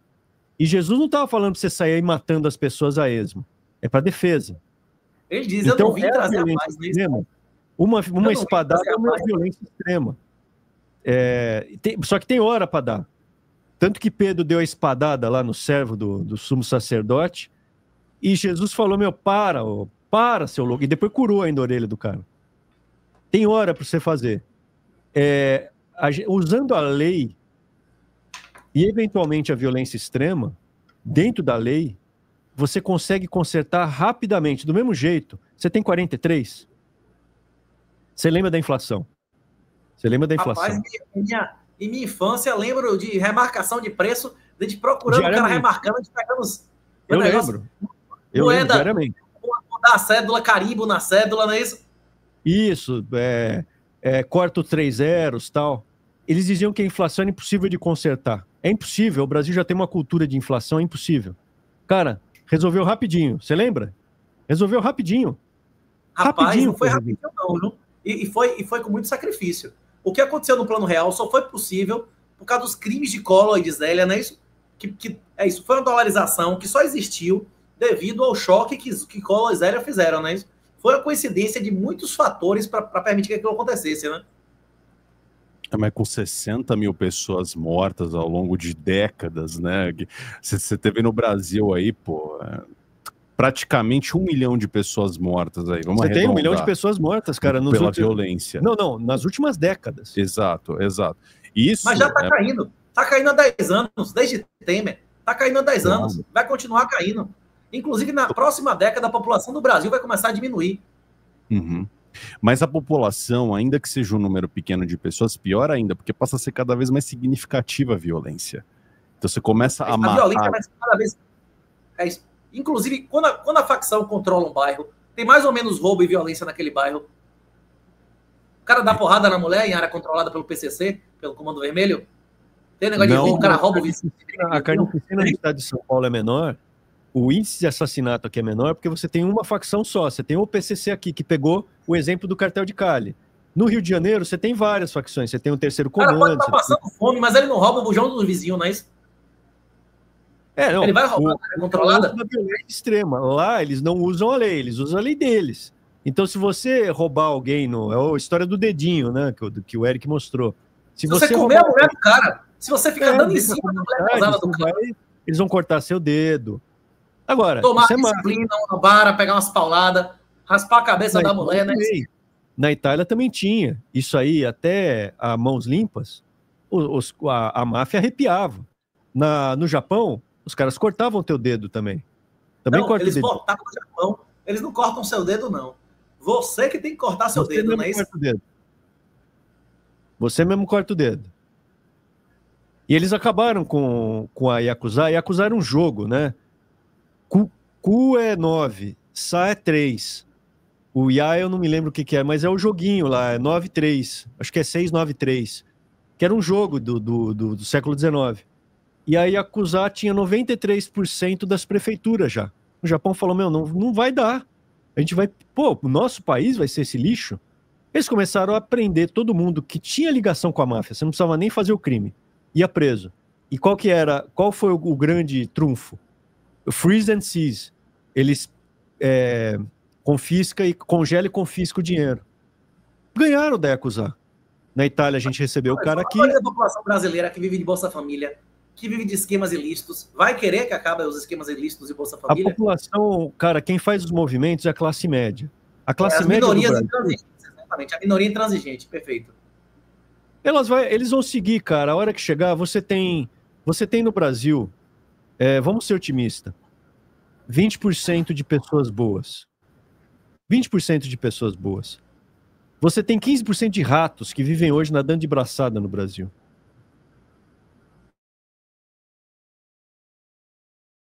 vão derrubar o caminhão na estrada, mas se o caminhão virar, eles vão lá pilhar.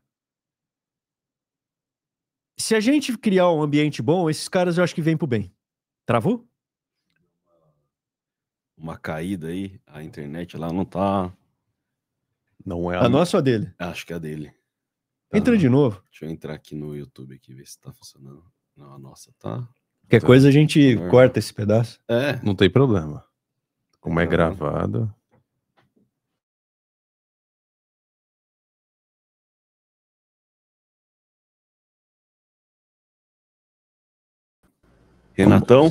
Renatão? Tô aqui, professor. O senhor tá me ouvindo? Opa, agora O sim. assunto caiu. Não, tinha dado um pipoco na sua net. Acho que não Pra sei se mim, foi, não sei se foi aí, se foi aqui, mas agora A aparentemente internet estava, eu não sei o que lá, e voltou.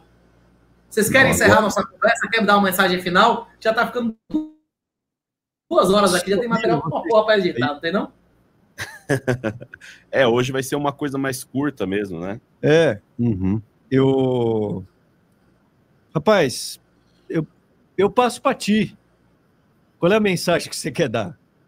É mais interessante. Rapaz, eu desejo ao senhor, professor, um santo Natal para o senhor e para sua família. Boa. E para as pessoas que estão me ouvindo, eu espero que isso seja tem ainda, eu não sei se vai sair antes do Natal, e que o ano que vem seja o ano que a gente possa comemorar muito a salvação individual, e cada vez a gente dependa menos do coletivo e mais da vitória que é dentro da gente, não é isso? Voltando ao início da conversa do estoicismo, não é isso?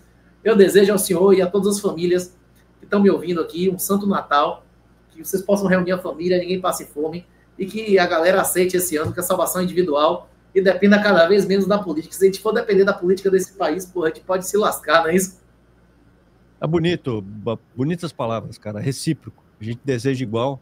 Eu tenho uma coisa que meu irmão lembrou, que os judeus, eles perderam o país deles.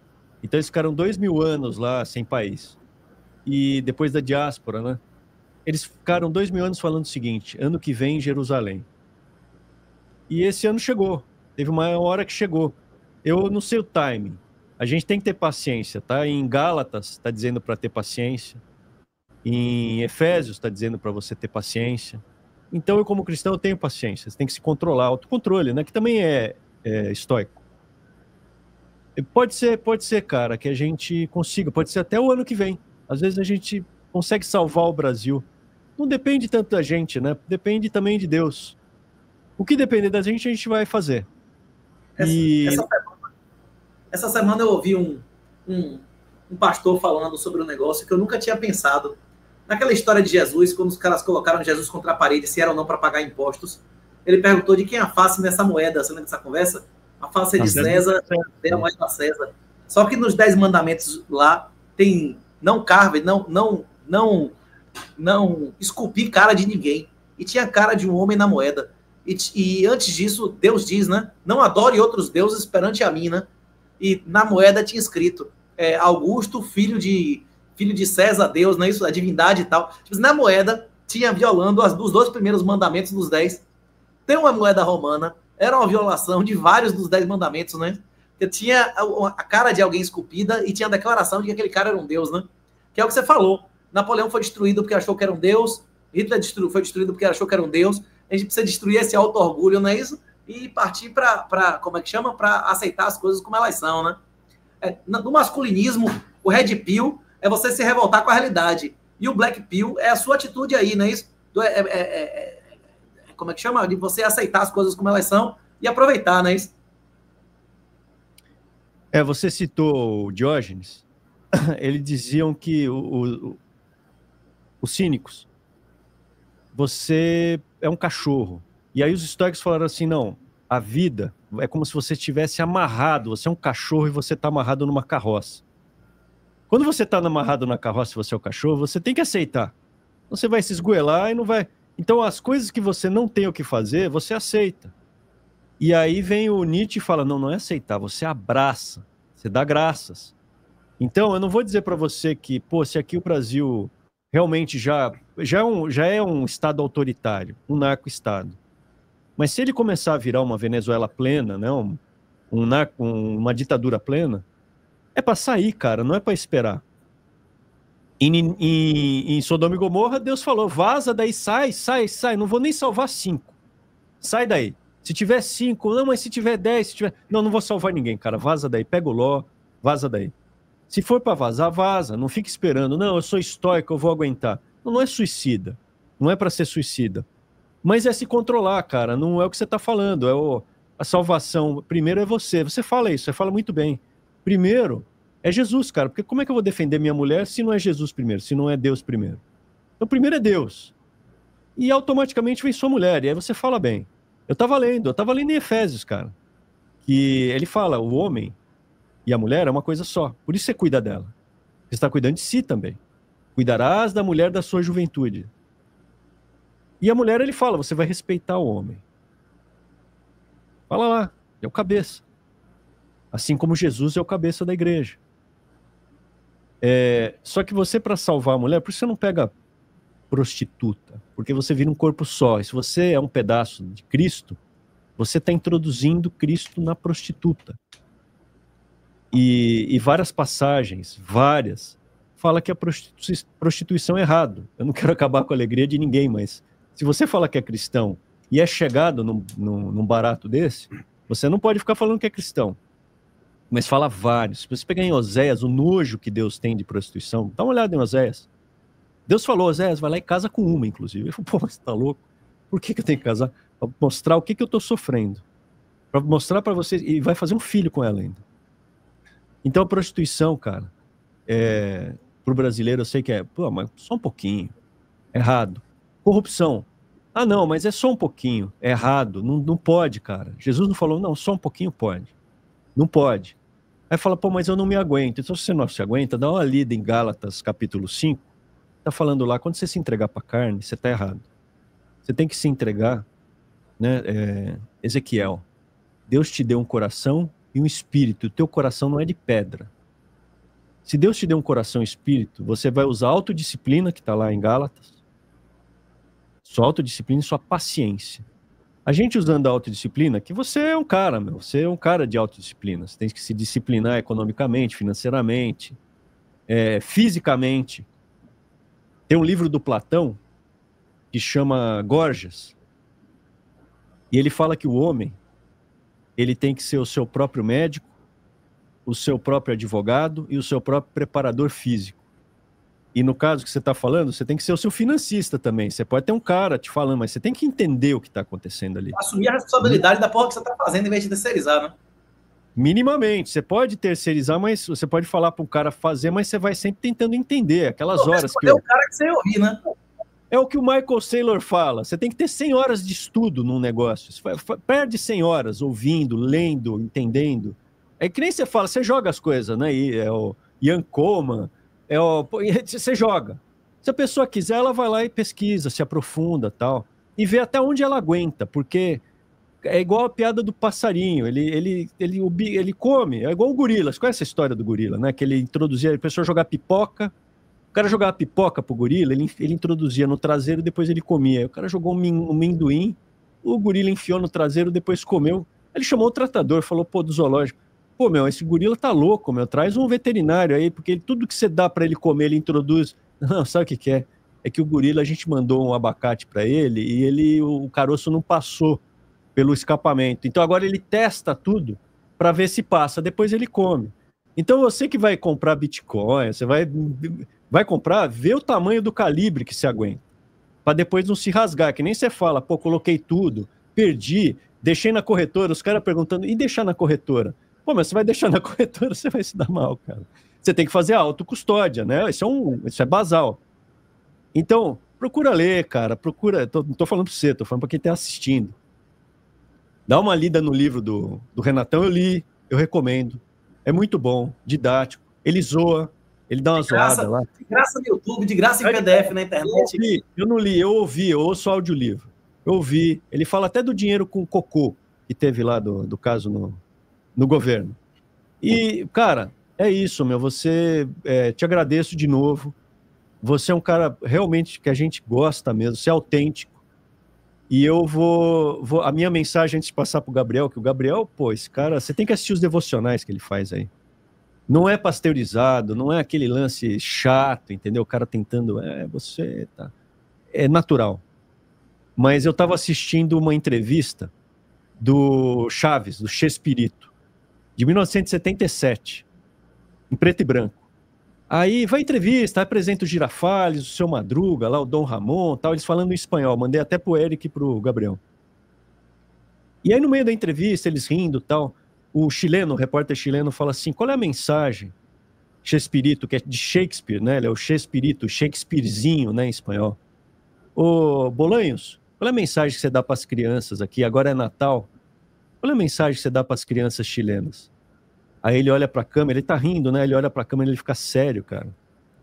E ele fala assim, que a paz de nosso Senhor Jesus Cristo vos acompanhe sempre. É emocionante, cara. Então, para mim, é essa mensagem, que a paz de nosso Senhor Jesus Cristo o acompanhe sempre. E eu passo pro Gabriel. É isso aí, Renatão. Obrigado aí mais uma vez. Você já ajudou lá no Farol. Só para você ter uma ideia, quando a gente começou lá tinha 5.000 pessoas, hoje tem quase 15, então 3 vezes. Então você deu uma forçona aí pra gente, foi uma alavanca aí pra gente.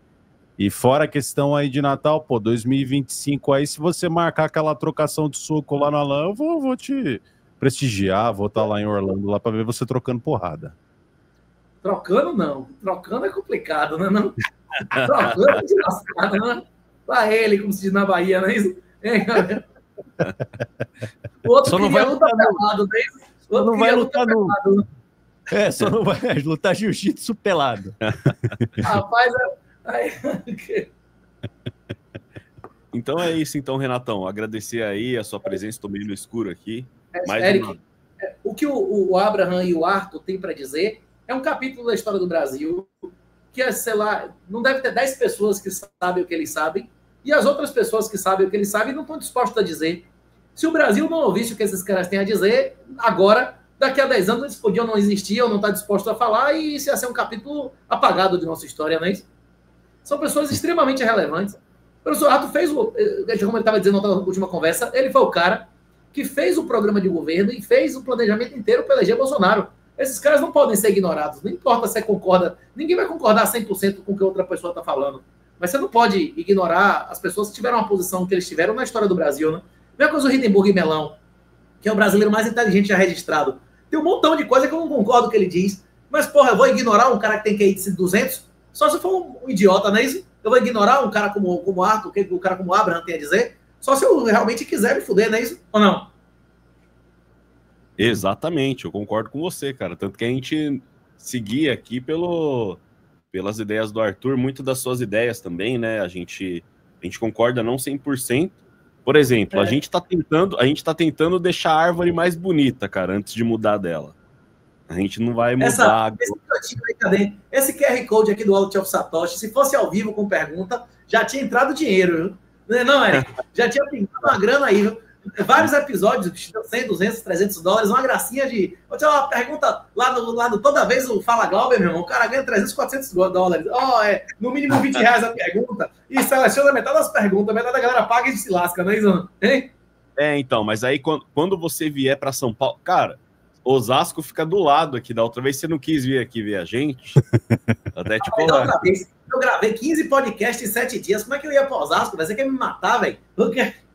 Rapaz, Osasco é mais perto do que... 20 minutos da Faria Lima, cara. 20 minutos da Faria Lima. Não, mas 6 da tarde. 6 da tarde, pra você andar um quarteirão em São Paulo, é 40 minutos. Então, da Faria Lima para Osasco, meio-dia, 2 da tarde, é 20 minutos. Mas a gente marca. Quando você vier de novo, aí a gente quer você aqui, porque você ajudou muito aqui, cara. Então, você faz parte também da história. Osasco é a nova Valhalla. Osasco é a nova Valhalla. Se você quer saber como é Valhalla, venha pra cá. Ou então a gente faz um evento do Farol, igual você foi no Ilan lá, no auditório aqui no prédio, aí a gente traz você aqui. Isso, esperar o Abraão vir aqui, a gente faz uma mesa redonda aqui com a galera Renato e Abraão. Já pensou? Pronto. Beleza? Saúde pra filhinha, pra família, pra esposa. Abençoado ano novo para vocês aí. Se cuide aí, muito Renatão. Obrigado. Eu vou concluir, Valeu, um abraço. vou concluir a gravação aqui. Obrigado, cara.